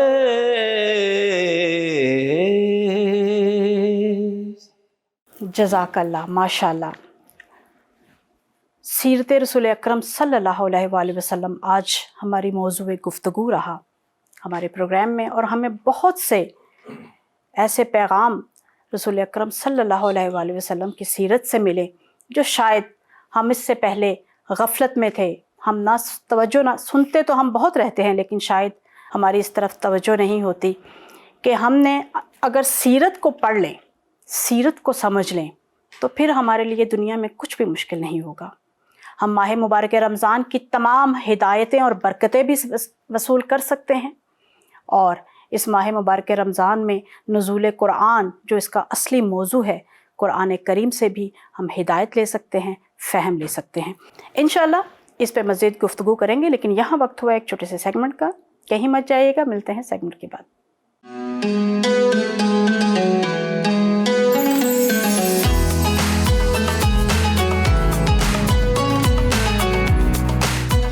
السلام علیکم ناظرین، میں ہوں آپ کی ہوسٹ ڈاکٹر سیدہ زینت بطول۔ کیسے ہیں آپ سب؟ امید کرتی ہوں کہ اللہ کے فضل و کرم سے آپ سب خیریت سے ہوں گے۔ آپ سب کو رمضان کریم کا روزہ مبارک ہو، اللہ پاک ہم سب کے روزے کو قبول فرمائے۔ ناظرین، آج ہم اپنے پروگرام میں ایک بہت اہم موضوع یعنی ڈی ہائیڈریشن کے بارے میں بات کرنے جا رہے ہیں۔ ہم اکثر دن میں پانی پینا بھول جاتے ہیں، جس کی وجہ سے ہم ڈی ہائیڈریشن یعنی پانی کی کمی کا شکار ہو جاتے ہیں۔ خصوصاً رمضان المبارک کے مقدس مہینے میں صحت مند رہنے کے لیے فلوئڈس کی سطح کو برقرار رکھنا ایک اہم کردار ادا کرتا ہے۔ پانی انسانی جسم کے سب سے اہم اجزاء میں سے ہے، جو ہیومن باڈی کا 60 سے 70% ویٹ ہوتا ہے۔ پانی جسم کے بہت سے نظاموں اور اعضاء کی کارکردگی میں اہم کردار ادا کرتا ہے اور ہمارے خلیات تک یعنی ہمارے سیلز تک آکسیجن اور اہم غذائی اجزاء کو پہنچاتا ہے۔ دیگر چیزوں کے علاوہ یہ جسم کے درجہ حرارت کو بھی منظم رکھنے میں مدد کرتا ہے، جو کہ گرم آب و ہوا میں رہنے والوں کے لیے نہایت اہم ہے۔ پانی جسم کے اندر الیکٹرولائٹس کا توازن برقرار رکھتا ہے اور یہ بہت سے غذائی اجزاء کو جذب کرنے کے لیے ضروری ہے، کیونکہ پانی جسم کے اندر بہت سے کیمیائی رد عمل کے لیے بھی موزوں ماحول فراہم کرتا ہے۔ امریکہ میں قائم انسٹیٹیوٹ آف میڈیسن کی نیو ریکمنڈیشنز کے مطابق اگر دیکھیں تو مردوں کو روزانہ 3.7 جبکہ عورتوں کو 2.7 لیٹر پانی پینا چاہیے۔ رمضان المبارک کے مقدس مہینے میں روزے کی طویل مدت اور زیادہ درجہ حرارت کی وجہ سے کافی مقدار میں لیکوڈز خاص طور پر پانی پینا ضروری ہے۔ پانی جوس اور سوپ کے ساتھ ساتھ سبزیوں اور پھلوں سے بھی حاصل کیا جا سکتا ہے۔ ناظرین، بات کرتے ہیں ڈی ہائیڈریشن کی ٹائپس کے بارے میں۔ ہمارا جسم معدے، پھیپھڑوں، گردوں اور جلد کے ذریعے پانی کھو دیتا ہے۔ بیماری اور جسمانی مشقت فلوئڈز کی کمی کو بڑھاتی ہیں۔ میڈیکل میں پانی کی کمی کی 3 مختلف اقسام ہیں۔ آئسوٹونک ڈی ہائیڈریشن اس وقت ہوتی ہے جب جسم برابر مقدار میں پانی اور الیکٹرولائٹس کو کھو رہا ہوتا ہے۔ یہ پانی اور سوڈیم کی ناکافی فراہمی یا الٹی اور ڈائریا کی وجہ سے بھی ہو سکتا ہے۔ ہائپرٹونک ڈی ہائیڈریشن کا مطلب ہے کہ الیکٹرولائٹس کے برابر نقصان کے بغیر پانی جو ہے وہ آپ کی باڈی سے باہر جا رہا ہے، یعنی پانی پیے بغیر جسم جو ہے وہ کافی حد تک آپ کے الیکٹرولائٹس جو ہیں وہ باڈی میں رہتے ہیں، جبکہ آپ کا واٹر جو ہے وہ باڈی سے باہر تیز بخارات کی صورت میں اڑ جاتا ہے۔ اس کے برعکس اگر ہم ہائپوٹونک ڈی ہائیڈریشن دیکھیں تو یہ اس وقت ہوتی ہے جب آپ کی باڈی زیادہ سے زیادہ الیکٹرولائٹس کھو رہی ہوتی ہے اور آپ کے اندر جیسے ضرورت سے زیادہ پسینہ جو ہے وہ پروڈیوس ہوتا ہے، جس کی وجہ سے نمک جو ہے وہ باڈی سے باہر نکل جاتا ہے اور باڈی میں ہائپوٹونک ڈی ہائیڈریشن ہو جاتی ہے۔ ایسے میں منرل واٹر یا آئسوٹونک واٹر جو پینا ہے وہ زیادہ مفید رہتا ہے۔ کوشش کریں کہ ایسے میں آپ منرل واٹر کا استعمال کریں۔ روزہ رکھنے سے پانی کی کمی کا خطرہ بڑھ جاتا ہے۔ اگر رمضان کا مقدس مہینہ گرمی کے زیادہ درجہ حرارت میں ہوتا ہے تو یہ تھکاوٹ اور متلی کا بھی باعث بن سکتا ہے۔ بچے، بوڑھے، ڈائبیٹکس، کڈنی پیشنٹس یا وہ پیشنٹس جو کرٹیکلی ال ہوتے ہیں، نیز وہ افراد جو سورج کے نیچے جسمانی سرگرمیاں کرتے رہتے ہیں، انہیں پانی کی کمی کا زیادہ خطرہ ہوتا ہے۔ پانی کی کمی کے خطرے کے دیگر عوامل جس میں diarrhoea, vomiting, high grade fever یا پھر یورین کا فلو جو ہے وہ کم ہونا، اس کے ساتھ دیگر بیماریاں جو ہیں وہ شامل ہیں۔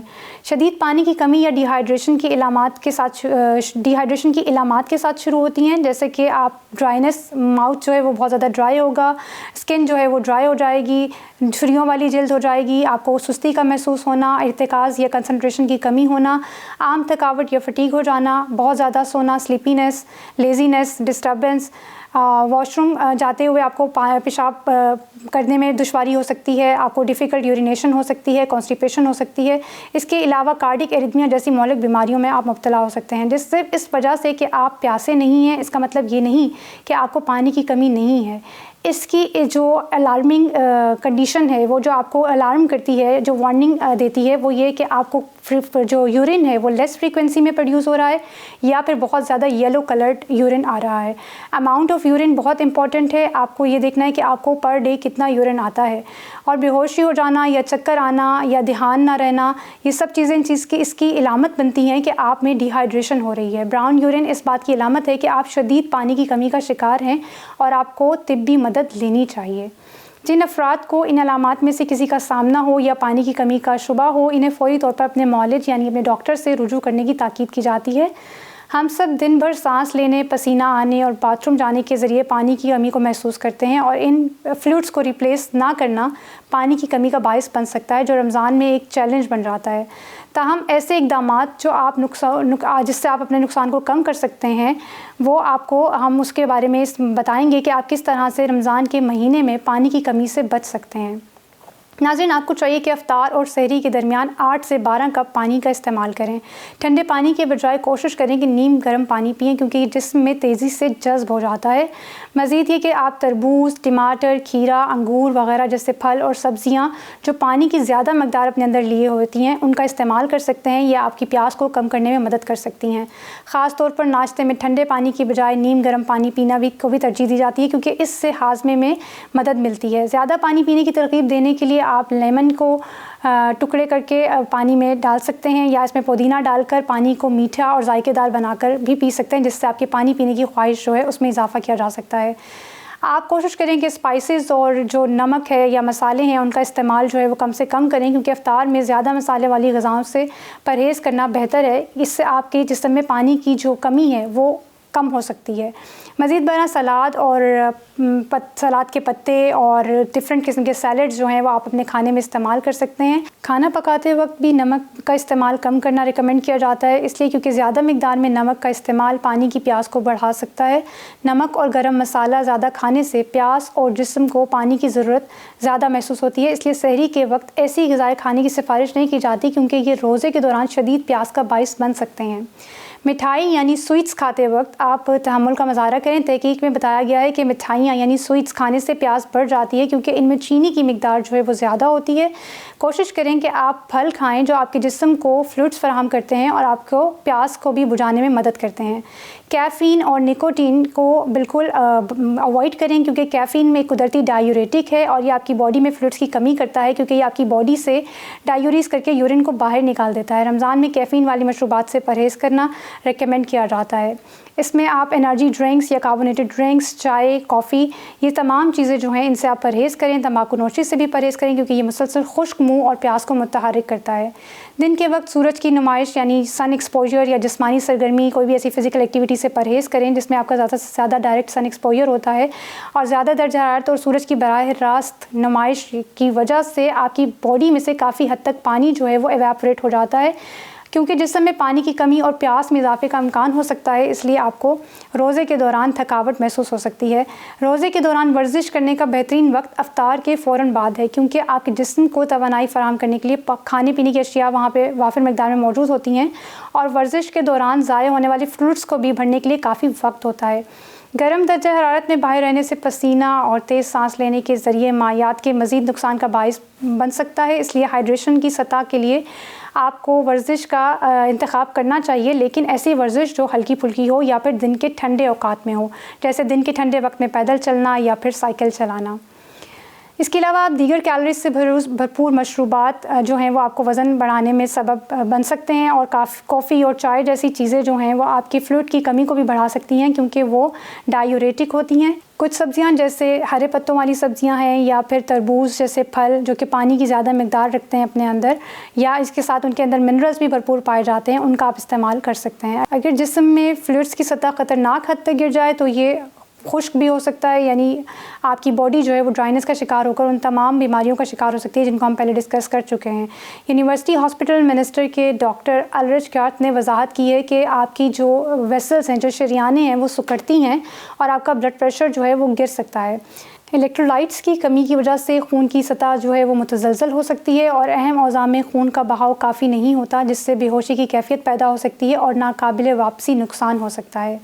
ایک ساتھ بہت زیادہ پانی پینا بھی نقصان دہ ہو سکتا ہے. جسم کے الیکٹرولائٹس کو بہت زیادہ پتلا کر دیتا ہے جس کی وجہ سے خلیات سے پانی نکل جاتا ہے. یہ موجودہ صحت کے حالات والے لوگوں میں دماغی یا پلمنری ایڈیما کا باعث بن سکتا ہے. روزے کے اوقات کے علاوہ کثرت سے گھونٹ بھر کر پانی پینا چاہیے. پانی جسم کی تیز مشروبات اور پھلوں کے جوس سے زیادہ ہائیڈریٹ کرتا ہے. ایک بار میں بہت زیادہ مقدار میں پانی نہ پئیں کیونکہ آپ کا جسم یہ سب جذب نہیں کر سکے گا. وہ بچے جو اس رمضان پہلی مرتبہ روزہ رکھ رہے ہیں ان کے ماں باپ کو چاہیے کہ اس بات کو یقینی بنائیں کہ وہ افطار کے بعد اور جب تک وہ سو نہیں جاتے زیادہ سے زیادہ فلوئڈز انہیں آفر کریں.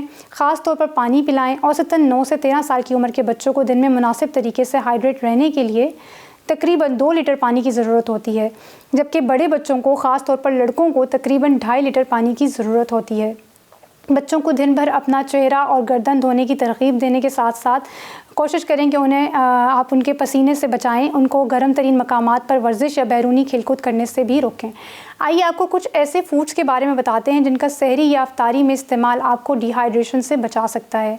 बात करते हैं कुकम्बर की। कुकम्बर यानी खीरा, ये 95% पानी से बना है और इसमें ज़रूरी विटामिन्स और मिनरल्स भी होते हैं जो आपको रोज़े को पूरे घंटों में तवानाई बख्शते रहते हैं। ये आंतों की हरकत को भी मुनज़्ज़म रखते हैं। वाटरमेलन यानी तरबूज आपके अंदर एक पानी का ज़ख़ीरा रखता है। बढ़ता हुआ पारा आपको रोज़े के औकात में पानी की कमी का शिकार बना सकता है, इसलिए हाइड्रेटेड रहने के लिए पानी की मिक़दार से भरपूर फलों का इस्तेमाल ज़रूरी है। ये गुलाबी सुर्ख रंग का फल तकरीबन 92% पानी पर मुश्तमिल होता है और उसमें कैलोरीज़ बहुत कम होती हैं। ये सिर्फ आपको हाइड्रेट रखता है, ना ये कि ये सिर्फ आपको हाइड्रेट रखता है बल्कि ये आपकी दिल की सेहत के लिए भी बहुत बेहतर है और ये आपकी स्वेलिंग को भी कम करता है।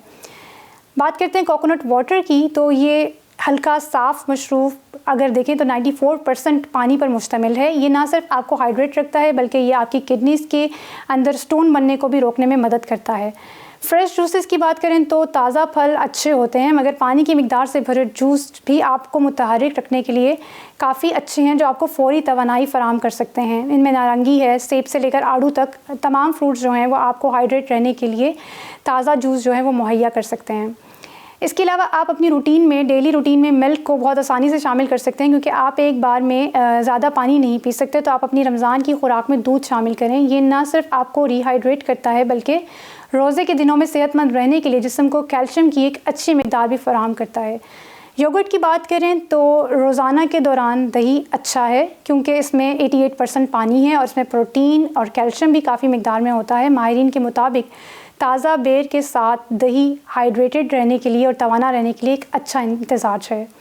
उम्मीद करते हैं कि आपको आज का प्रोग्राम मालूमाती लगा होगा। कल के एक नए मौजू के साथ मुलाकात होगी। तब तक याद रखें कि तरबूज, अंगूर, सेब, खीरे और अजवाइन जैसे ज़्यादा पानी वाली ग़िज़ाएँ जो हैं उनको आप इस्तेमाल करें, जो आपको हाइड्रेट रहने में मददगार साबित हो सकती हैं। साथ ही दूध और दही जैसी मसनूआत और दूध की मुख्तलिफ़ मसनूआत जो हैं आप उनको भी ज़्यादा से ज़्यादा इस्तेमाल कर सकते हैं जिनमें पानी की मिक़दार ज़्यादा होती है। कॉफ़ी, चाय और सॉफ़्ट ड्रिंक्स पीने से परहेज़ करें जिनमें कैफ़ीन होती है, क्योंकि ये आपको ज़्यादा बार टॉयलेट जाने और पानी की कमी का बायस बनने पर मजबूर करती हैं। इन बातों पर अमल कीजिएगा, अपना ख्याल रखिएगा। तब तक कि अपनी होस्ट डॉक्टर सैयदा ज़ीनत बतूल को इजाज़त दीजिए। अल्लाह हाफ़िज़।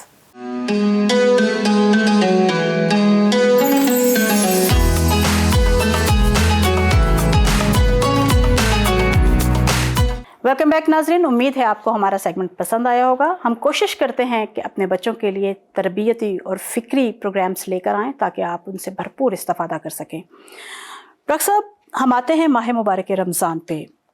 ये माह मुबारक रमज़ान का महीना है और जैसा कि मैंने पहले भी अर्ज़ किया कि ये नज़ूल कुरान का महीना है। परवरदिगार आलम ने कुरान करीम को रोज़े से मुतारिफ़ नहीं करवाया। परवरदिगार आलम ने कुरान करीम को नज़ूल कुरान से मुतारिफ़ करवाया कि ये वो महीना है जिसमें हमने कुरान का नज़ूल किया। अब हमारे लिए ये फ़रीज़ा जो बताया गया है और हमें कहा गया है वो है इससे हिदायत लेने का। कैसे ख़ुद को इस काबिल बनाएं कि इस चिराग से वो किप्स ले सकें और वो रोशनी ले सकें। बिस्मिल्लाह रब्बी मोहम्मद करीम अलैहिस्सलातु तस्लीम। कुरान हकीम जो है ये अल्लाह रब्बुल इज़्ज़त का एक ऐसा अजीम शान लाफ़ानी और आखिरी हिदायतनामा है जो रहती दुनिया के सारे इंसानों के लिए हिदायत और रहनुमाई का ज़रिया है। और कुरान हकीम को जिस वक्त मैं पढ़ता हूँ तो मुझे मेरे अंदर एक एहसास जांगुज़ी होता है जो मेरी इसके साथ जो ताल्लुक़ है, निस्बत है, उसको कई गुना नूरानी कर दिया करता है। और वो क्या है, मैं कुरान को इस अंदाज में पढ़ता हूँ कि ये वो अजीम शान गुफ्तगू है जो अल्लाह ने अपने महबूब सल्लल्लाहु अलैहि वसल्लम के साथ कर रखी है। सुभान अल्लाह। सो मैं अपनी खुशनसीबी के ऊपर कुर्बान जाऊँ कि इस कलमे की बरकत से अल्लाह ने मुझे उस अजीम शान राज में शरीक कर रखा है जो गुफ्तगू की शक्ल में उसके और उसके महबूब के दरमियान हो चुकी है। तो आप ये देखिए कि सीरत के तनाजुर में मैं हमेशा ये बात कहा करता हूँ कुरान हकीम की निस्बत से कि मेरे करीम रसूल की ज़िंदगी इतनी अजीम शान है, इतनी मुकम्मल और जामे है कि उस लाफानी ज़िंदगी के एक जुज़ का नाम कुरान है। آپ تصور کیجئے جس زندگی کے ایک جز کا نام کلام کامل ہے، اس پوری زندگی کی کاملیت کس درجے کی ہوگی. اور اسی روشنیوں سے بھرپور زندگی سے ہم تک یہ بات پہنچی. یہ جو کلام پاک ہے، اس کے اندر اللہ رب العزت نے ہمیں یہ بتایا کہ یہ جو قرآن حکیم ہے، اسے اللہ نے رمضان المبارک کے ساتھ نسبت عطا کی. آپ تصور کیجئے کہ قرآن کی نسبت بھی اس کے ساتھ ہے، اور پھر اللہ نے اس کو اپنی نسبت بھی عطا کر دی کہ یہ میرا مہینہ ہے. بے شک ایسے آپ یہ دیکھیے، یہ نہ صرف قرآن جو اللہ کا الہام ہے، اللہ کی الہامی کتاب ہے، اس کی نسبت رمضان کے ساتھ ہے، بلکہ میں اکثر یہ کہا کرتا ہوں کہ اللہ کے سارے الہام کی نسبت رمضان کے ساتھ ہے.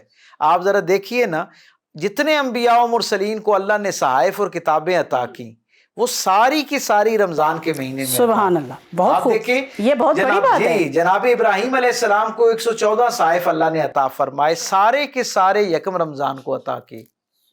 تصور کیجئے کیا خوبصورت نسبت ہے.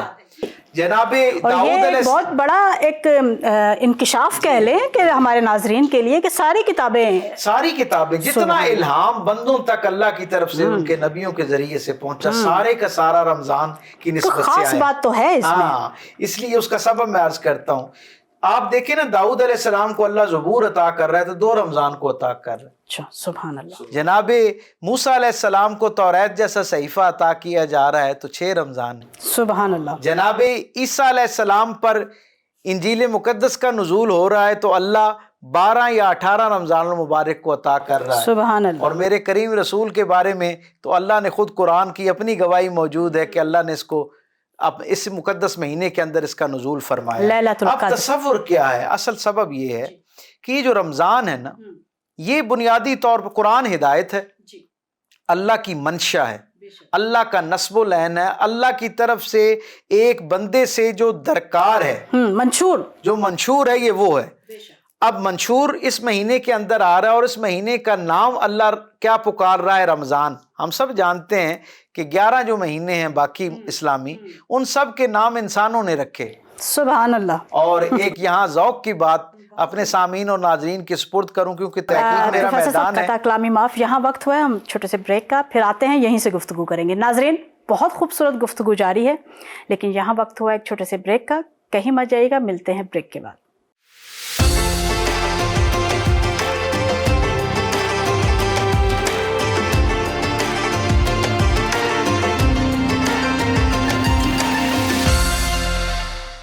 ویلکم بیک ناظرین. بغیر کسی تمہید کے بڑھتے ہیں ڈاکٹر صاحب کی طرف اور وہیں سے گفتگو کا. جی، میں عرض کر رہا تھا کہ رمضان المبارک کے علاوہ 11 کے 11 مہینے جو ہیں، ان کو یہ جو نام دیے گئے، یہ سارے کے سارے کسی نہ کسی نسبت سے انسانوں نے عطا کیے.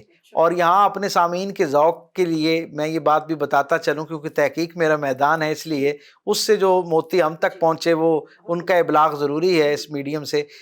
یہ جو 11 مہینے ہیں، ان میں سے 7 یا 8 مہینوں کے نام قبیلہ بنو جرم کی شہزادی جناب اسماعیل علیہ السلام کی زوجہ اور میرے اور آپ کے کریم رسول صلی اللہ علیہ وسلم کی دادی جان نے رکھے. سبحان اللہ. سو اس نسبت سے یہ جو سارے نام ہیں، جب ان کا تصور کیا جائے، روزمرہ زندگی میں ان کو پکارا جائے، تو یہ دیکھیں کہ ان ناموں کی نسبت بھی حضور کے پاکیزہ خانوادے کے ساتھ ہے. سو میں عرض کر رہا تھا، لیکن رمضان ایک ایسا عظیم المرتبت مہینہ ہے کہ اس کا نام خود اللہ رب العزت نے تجویز فرمایا. عالم ارواح میں جب اللہ نے شہر رمضان الذی انزل فیہ القرآن کا سرمدی کلام جو ہے وہ اسے تلاوت کیا، تو آپ تصور کیجئے نا کہ اللہ نے اس وقت اس کو وہاں سب سے پہلے رمضان کہہ کے پکارا اور پھر اس کو لوگوں کی زبانوں پر جاری فرما دیا. تو میں عرض کر رہا تھا کہ حقیقت میں رمضان کہتے ہیں جلا دینے کو. اور کل کسی جگہ میں نے یہ بات کسی یونیورسٹی میں اپنے سامعین سے کوئی ہدیہ کی کہ رمز جو ہے قرآن پاک میں عربی کے اندر یہ جو لفظ جس سے یہ رمضان لفظ نکلا ہے، یہ ایسا جلانا ہوتا ہے جس کے جلنے کے بعد کوئی چیز دوبارہ پہلے سے زیادہ بہتر نشر و نما پائے.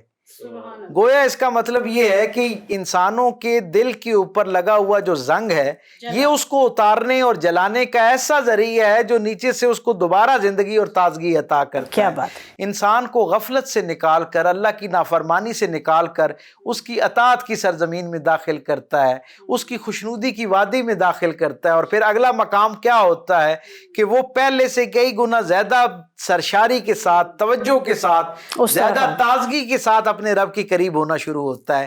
آپ اس مہینے کی اہمیت کا اندازہ لگائیے نا، میرے رسول صلی اللہ علیہ وسلم اس مہینے کے آنے سے 2 ماہ پہلے رجب کا چاند نظر آتے ہی لگ بھگ 60 دن پہلے اس مہینے کی تیاری اور اس کا اہتمام کرنا شروع کر دیتے۔ سیرت نگار بتاتے ہیں کہ رسول رحمت صلی اللہ علیہ وسلم رجب کا چاند نظر آتے ہی اپنے معاملات اور معمولات کو اس انداز میں ترتیب دینا شروع کر دیتے گویا رمضان کی تیاری کرنا شروع ہو جاتے، استقبال رمضان جو اس وقت شروع کرتے۔ اور پھر میں یہ سمجھتا ہوں کہ یہ رمضان مبارک جو ہے یہ کسی درجے پہ یقیناً رحمت کا ذریعہ ہے، بخشش کا ذریعہ ہے، مغفرت کا مہینہ ہے، یہ ساری خوبیاں بھی اس مہینے میں موجود ہیں اور اس کا تعارف ہے، لیکن ان ساری خوبیوں سے ایک درجہ آگے بڑھ کر یہ خود احتسابی کا مہینہ ہے۔ بے شک مجھے اور آپ کو یہ ایک دعوت فکر دیتا ہے۔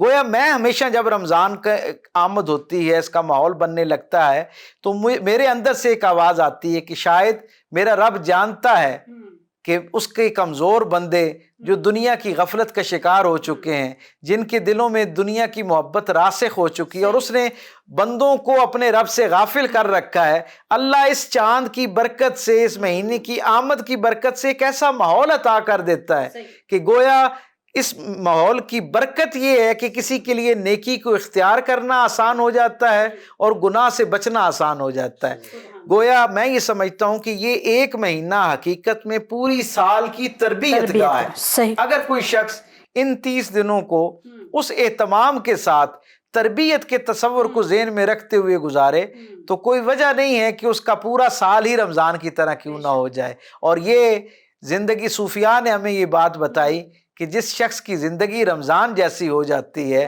اللہ اس کی موت کو عید جیسا کر دیتا ہے۔ تو ہمیں اپنی اپنی زندگیوں میں اس رمضان کو اللہ کی طرف سے رحمت کا ذریعہ بھی سمجھنا چاہیے، مغفرت اور بخشش کا ذریعہ بھی سمجھنا چاہیے، اور کسی درجے پہ تربیت اور احتساب کا ذریعہ بھی سمجھنا چاہیے، تاکہ اس سے فائدہ اٹھاتے ہوئے آپ اور میں اپنی زندگیوں کو ایک دفعہ پھر دوبارہ اس حقیقی سچائی یعنی اللہ رب العزت کی ہدایت، اس کا نور جو ہے اس کے ساتھ اپنے آپ کو جوڑنے کی کوشش کریں۔ بہت خوبصورت انداز میں پروفیسر صاحب نے ماہ مبارک رمضان کی فضیلت اور اہمیت اور اس میں ہمارے فریضے کو بیان فرمایا۔ ناظرین، اس میں کوئی شک نہیں ہے کہ ماہ مبارک رمضان کو رسول اکرم صلی اللہ علیہ وآلہ وسلم نے سید الشہور بھی کہا ہے کہ یہ تمام مہینوں کا سردار ہے، اور یہ ہر سال ہماری زندگیوں میں آتا ہے صرف ہمیں متوجہ کرنے کے لیے کہ ہم ایک سال میں جو ہم نے اپنی زندگیاں جس ڈگر پہ گزاری ہیں اس پہ ایک دفعہ نگاہ دوڑائیں کہ کیا وہ درست تھیں۔ ایک حدیث رسول اکرم صلی اللہ علیہ وآلہ وسلم آپ کے ساتھ شیئر کرتی ہوں۔ حضور فرماتے ہیں ان ھذا القرآن مائدۃ اللہ، بے شک یہ قرآن پروردگار عالم کا دسترخوان ہے۔ ناظرین، کس قدر خوبصورت ایک منظم یہ ایک تنظیم کہہ لیں، پروردگار عالم کا نظام کہہ لیں، ان کی پروردگار عالم کی حکمت کہہ لیں کہ پروردگار عالم نے ماہ مبارک رمضان کو اپنا ماہ ضیافت اللہ کہا اور قرآن کریم کو دسترخوان کہا۔ اب دسترخوان کی یہ کیفیت ہوتی ہے کہ جب بھی کوئی ایک عام مہمان، ایک عام انسان کسی کو اپنے ہاں مہمان کرتا ہے تو وہ اس کے لیے دسترخوان پہ مختلف انواع و اقسام کے کھانے رکھتا ہے تاکہ اس کا مہمان خوش ہو جائے، لیکن آپ اندازہ لگائیں کہ میزبان کون ہے؟ وہ ذات بابرکت، اور اس نے ہم سب کو دعوت پہ بلایا ہے، لیکن ساتھ ہی یہ حکم دیا ہے کہ آپ نے کھا کر کچھ نہیں آنا، بھوکا آنا ہے اور روزہ رکھ کے آنا ہے۔ اور جو دسترخوان پہ ہمیں ملنا ہے وہ ہے ہدایت قرآن۔ پروفیسر صاحب کی بات کو آگے بڑھاتی ہوئی آپ کو علماء کا یہ قول ہے اور بزرگان کی محنت ہے کہ انہوں نے یہ چیزیں ہمارے لیے یہ گوہر نکال کے کتابوں میں رکھے کہ کیا حکمت ہے روزے کی، کہ ماہ ضیافت اللہ میں روزے کا حکم، دعوت پہ بھوکا رکھنا، तो इसका एक राज हज़रत अली करमुल्लाह वजहो ने फरमाया। वो फरमाते हैं कि फतानत और शिकमपुरी, जहानत और शिकमपुरी एक साथ जमा नहीं हो सकती। जो असल मौजू है इस माह मुबारक का वो है हिदायत, और वो भी कुरान करीम से। लेकिन जब हम खा पी के इस कुरान करीम, इस अजीम किताब की बारगाह में आते हैं तो हम सुस्ती का शिकार हो जाते हैं, और जितना हम खाते हैं उतनी हमें ऊँघ भी आती है, उतनी हम पे सुस्ती भी छाती है। तो हज़रत अली करमुल्लाह वजहो फरमाते हैं कि तुम जब खाली पेट इस तरफ आओगे तो तुम्हें कुरान मजीद की फ़हम भी हासिल होगी, कुरान मजीद समझ भी आएगा, और फिर तुम्हारी रूह उस तरफ सफ़र करेगी जिसके लिए तुम्हें माह मुबारक के रमज़ान दावत दे रहा है कि तुमने अपने परवरदिगार के लिक़ा की तरफ जाना है, अपने मकाम खिलाफत को पाना है, इस पस्ती से उस बुलंदी की तरफ जाना है। और यही राज है इस माह मुबारक के रमज़ान का। इंशाल्लाह इस पर मज़ीद गुफ्तगू करेंगे। यहाँ वक्त हुआ एक छोटे से सेगमेंट का, कहीं मत जाइएगा, मिलते हैं सेगमेंट के बाद।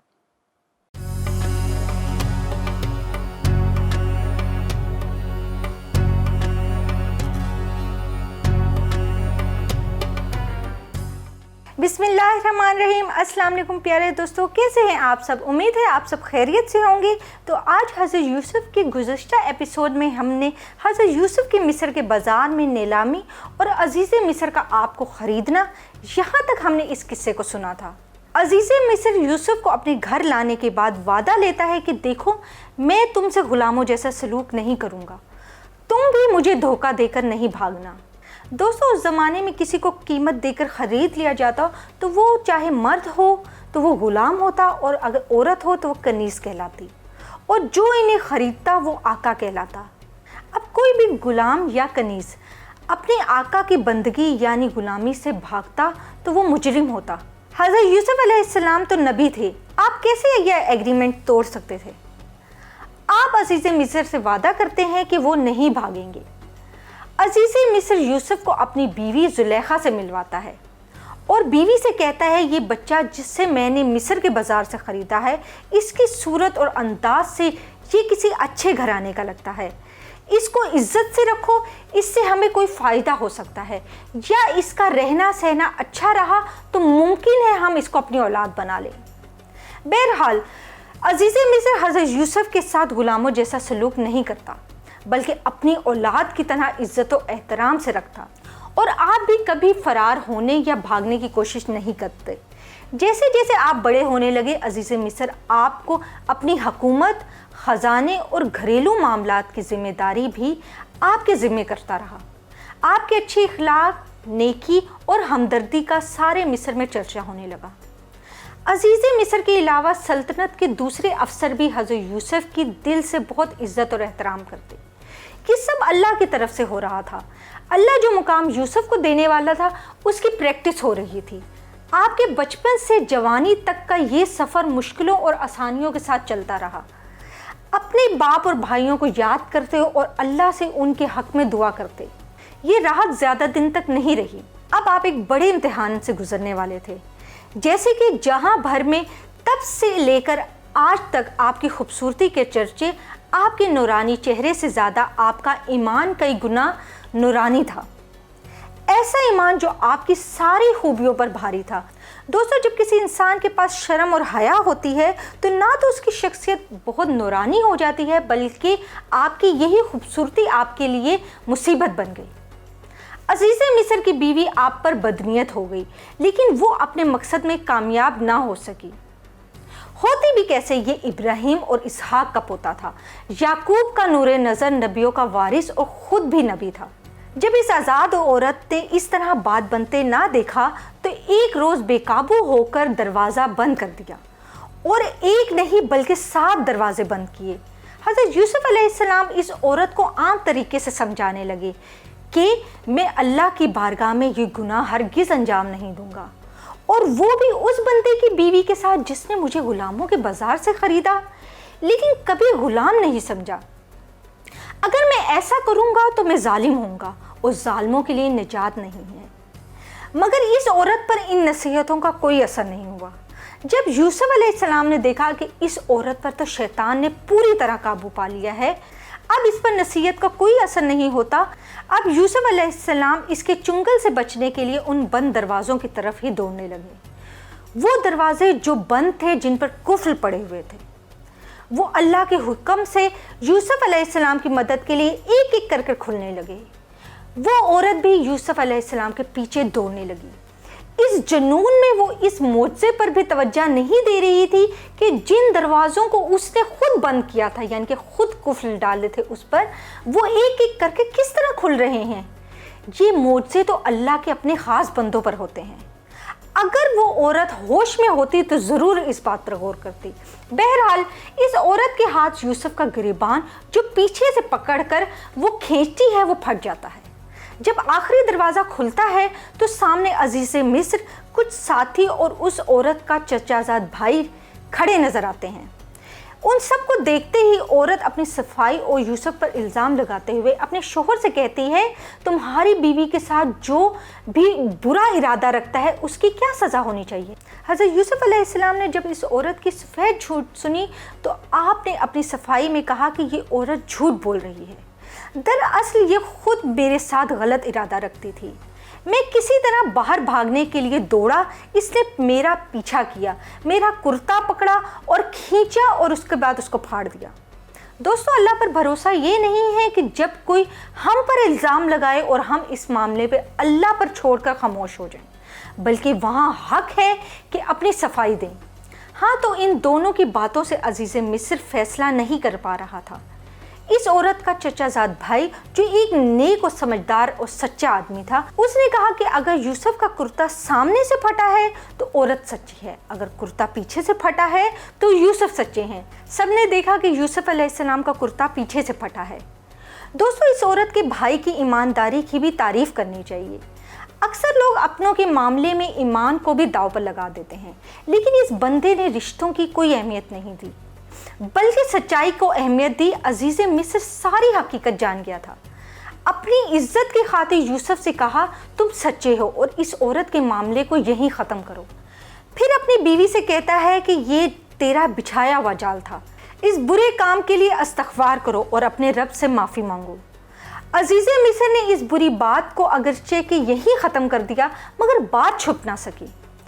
बड़े छोटे घरों में इस वाक़ये के चर्चे होने लगे। अजीज़ मिस्र की बीवी अपनी बदनामी से शर्मिंदा होने लगी।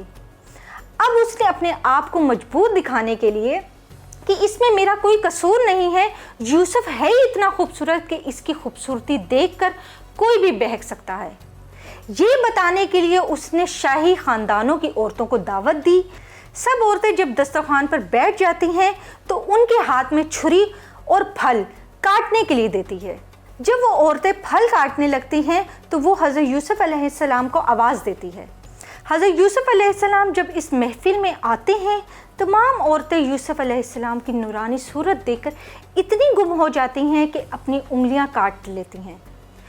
इसकी उनको खबर ही नहीं हो पाती। सब एक ज़बान होकर कहते हैं कि ये इंसान है या कोई फरिश्ता। इतना खूबसूरत इंसान हमने आज तक नहीं देखा। अब वो इन औरतों से कहती है कि अब बोलो, इसमें मेरी क्या ख़ता है। उधर अजीज़ मिस्र के सामने हज़रत यूसुफ अलैहिस्सलाम की अच्छाइयाँ सबके सामने हैं, लेकिन वो ये भी देख रहा था कि इसकी बीवी पर शैतान सवार है, जिसका फिल वक्त उसको एक ही रास्ता नज़र आया, और वो ये रास्ता ये था कि हज़रत यूसुफ अलैहिस्सलाम को कैद में डाल दिया जाए। लिहाजा दोस्तों, बेगुनाह हज़रत यूसुफ अलैहिस्सलाम को अपनी अच्छाइयों और नेकियों का इनाम कैद खाना मिला। तो प्यारे बच्चों, इंशाल्लाह हम कल एक नई एपिसोड में एक नई कुरानी किस्से के साथ दोबारा हाजिर होंगे। तब तक के लिए खुदा हाफिज़।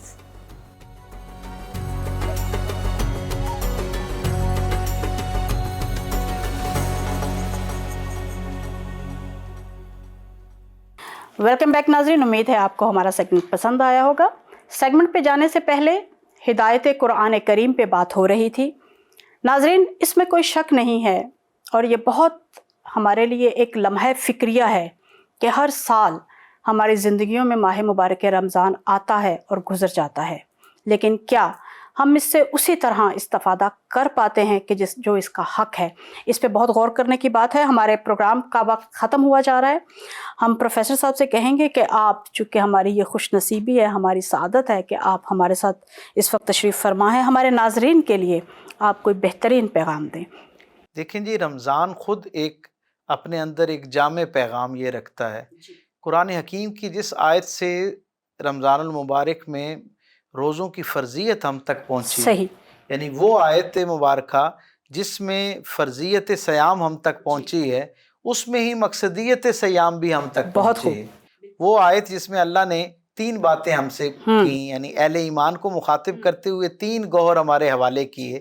ان میں پہلا یہ تھا کہ ہم سب پہ روزے فرض کیے گئے، اور پھر ساتھ ایک مثال بیان کی گئی، فرضیت کے ساتھ ہی مثال بیان کی کہ ہم سے پہلے والوں پر بھی روزے فرض کیے گئے. اور پھر تیسرے درجے پہ مقصدیت بیان کی کہ اللہ کو میرے اور آپ کے بھوکے پیاسا رہنے سے کوئی مقصود نہیں ہے. بے شک حقیقت میں یہ ہمارے فائدے کے لیے اس مشق کا اہتمام کیا گیا. اور فائدہ کیا ہے کہ میں اور آپ تقوی اختیار کر سکیں. تقوی سے مراد جہاں ساری آلائشوں سے پرہیزگاری ہے ایک درجے پہ، وہاں اہل علم نے ہمیں یہ بتایا کہ تقوی جہاں پرہیزگاری کا نام ہے، وہاں پر خیر کو قبول کرنے کے حوالے سے اپنے آپ کو قوی کرنے کا نام بھی ہے. رمضان المبارک ایک ایسی خوبصورت مشق ہے جو ہمیں فکری سطح پر بھی، علمی سطح پر بھی اور عملی سطح پر بھی اللہ اور اللہ کے رسول کے پیغام کو اپنانے کا درس دیتا ہے. میں یہ سمجھتا ہوں کہ رمضان المبارک کی شروع ہوتے ہی ہم سب کو اپنے اپنے درجے پہ رہتے ہوئے یہ سب سے بہترین انداز ہوگا اس مہینے کو گزارنے کا کہ ہم رمضان المبارک کی شروع ہونے کی لمحات میں بڑی دیانتداری کے ساتھ اپنا انفرادی سطح پر اپنے آپ کو سامنے کھڑا کر کے تجزیہ کریں اور طے کریں کہ ہمارے اندر وہ 30 کون سی ایسی آلائشیں ہیں، علتیں ہیں، خامیاں ہیں، کجی ہے، کمزوری ہے جو اللہ کی ناراضگی کا ذریعہ بنتی ہے اور اللہ کی مخلوق کی دل آزاری کا ذریعہ بنتی ہے. اور روزانہ کی بنیاد پر ایک خامی کو اپنی زندگی سے مائنس کرنا شروع کریں، ایک خوبی کو اپنی زندگی میں شامل کرنا شروع کریں. میں ذمہ داری کے ساتھ اپنے سامعین کو یہ بات کہہ سکتا ہوں کہ انشاءاللہ العزیز جب رمضان کا اختتام ہو رہا ہوگا تو عید کی وہ جو حقیقی خوشی ہے وہ آپ کو اس احساس کے ساتھ بغل گیر کرے گی جس وقت آپ یہ محسوس کریں گے، اور آپ کے گرد و پیش کے ماحول کی گواہی آپ کو یہ بات بتائے گی کہ آپ کا اپنے رب کی خوشنودی کی طرف سفر جو ہے وہ شروع ہو چکا ہے اور آپ اپنے رب کے قریب ہونا شروع ہو گئے ہیں. اس رمضان کو اللہ کی طرف سے اپنی تربیت کا ایک اپرچونٹی سمجھتے ہوئے اس کو اویل کریں. اللہ تعالیٰ ہم سب کو یہ جو نیکیوں کا موسم بہار ہے اس سے استفادہ کرنے کی توفیق عطا فرمائے، اور اس رمضان کے اختتام پر ہم صحیح معنوں میں اس خوشی سے سرشار ہو سکیں کہ واقعتاً ہم نے اس رمضان کو، اس اللہ کے مہمان کو حقیقی معنوں میں اس کا حق ادا کرتے ہوئے اپنایا ہے.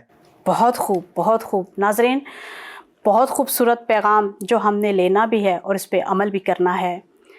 ماہ مبارک رمضان ایک محاسبے کا مہینہ ہے، ایک مشق کی فرصت ہے جو ہر سال ہماری زندگیوں میں آتی ہے. ڈاکٹر صاحب نے عید کے بارے میں بہت خوبصورت بات فرمائی کہ عید جب ہم گزاریں، جب 30 دنوں کے بعد ہم عید تک پہنچے تو ہم وہ نہ ہوں جو آج ہیں، ہم ایک تبدیل انسان ہوں. یہاں پر حضرت علی علیہ السلام کا ایک فرمان یاد آتا ہے کہ ان سے جب کسی نے عید کے متعلق پوچھا تو انہوں نے فرمایا کہ مومن کا ہر دن وہ عید ہے کہ جس میں اس نے کوئی گناہ نہیں کیا. جس دن بھی ہم کوئی گناہ نہیں کریں گے وہ ہمارے لیے عید ہے. لیکن ہم کرتے یہ ہیں، افسوس کے ساتھ یہ کہنا پڑتا ہے کہ 30 دن جو محنت ہم نے کی ہوتی ہے وہ عید کی رات کو ہی ہم سے ضائع ہو جاتی ہے. بہت بہترین پیغام ڈاکٹر صاحب نے دیا، ایک کوزے میں سمندر کو بند کر دیا. انشاءاللہ اس پہ مزید اگلے پروگرام میں گفتگو کریں گے. ڈاکٹر صاحب آپ کا بہت شکریہ کہ آپ یہاں تشریف لائے، آپ کے وقت کا ہم بہت شکر گزار ہیں. آپ کا بھی بہت شکریہ، اور بالخصوص ہرا ٹی وی جو ہے اس کی ساری جو ٹیم ہے اس کا بہت شکریہ. میں آپ سب کے لیے بہت ساری نیک دعائیں، تمنائیں رکھتا ہوں کہ اللہ آپ کے اس میڈیم کو تفریح کے ساتھ ساتھ تعلیم اور تربیت کا ذریعہ فرمائے، اور یہاں سے بہت سارا خیر جو ہے وہ ہماری آئندہ نسلوں میں منتقل ہو، اور ہم اپنے رب کے حضور زیادہ سرخروئی کے ساتھ پیش ہو سکیں. بہت میری شکریہ. بہت نیک دعائیں اور تمام. جزاک اللہ ڈاکٹر صاحب، آپ کا بہت شکریہ. تاج صاحب آپ کا بھی بہت شکریہ کہ آپ نے وقت نکالا. جی آپ کا بہت شکریہ کہ آپ نے ہمیں ادھر بلایا، اور بڑا ماشاءاللہ خوبصورت پروگرام تھا. بہت شکریہ جی، بہت شکریہ جی. لیکن آپ آخر میں ہمارے لیے ایک نعت رسول اکرم صلی اللہ علیہ وآلہ وسلم پیش کریں گے. ناظرین، یہاں ہمارے پروگرام کا وقت ختم ہوا چاہتا ہے، اس دعا کے ساتھ کہ پروردگار عالم ہماری توفیقات میں اضافہ فرمائے کہ ہم اس ماہ مبارک رمضان کی ہر گھڑی سے بھرپور فائدہ اٹھا سکیں. مجھے دیجیے اجازت. اللہ حافظ. یا مصطفیٰ عطا ہو پھر اذن حاضری کا،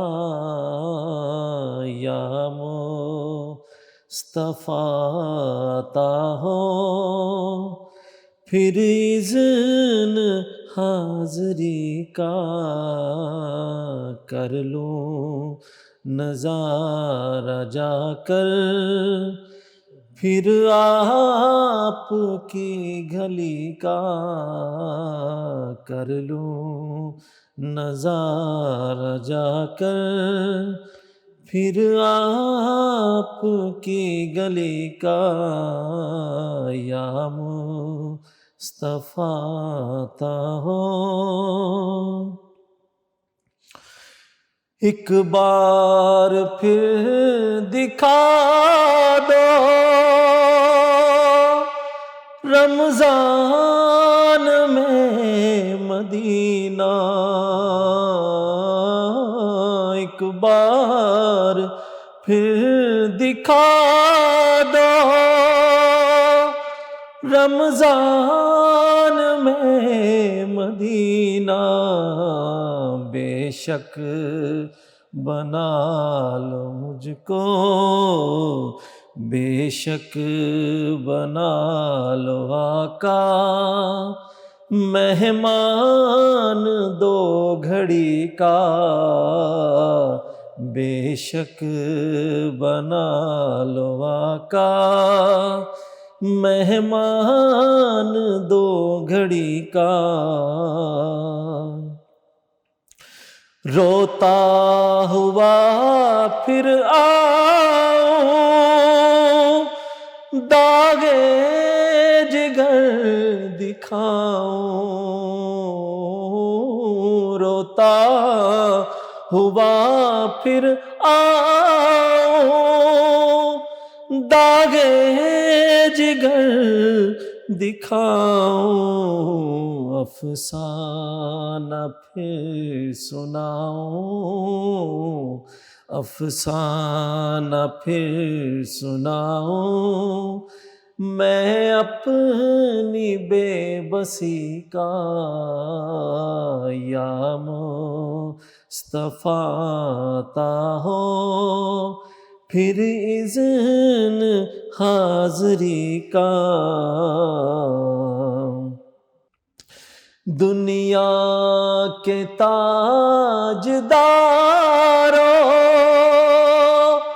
تم سے مجھے غرض کیا،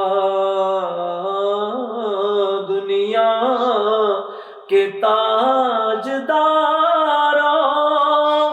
تم سے مجھے غرض کیا، منگتا ہوں میں تو منگتا،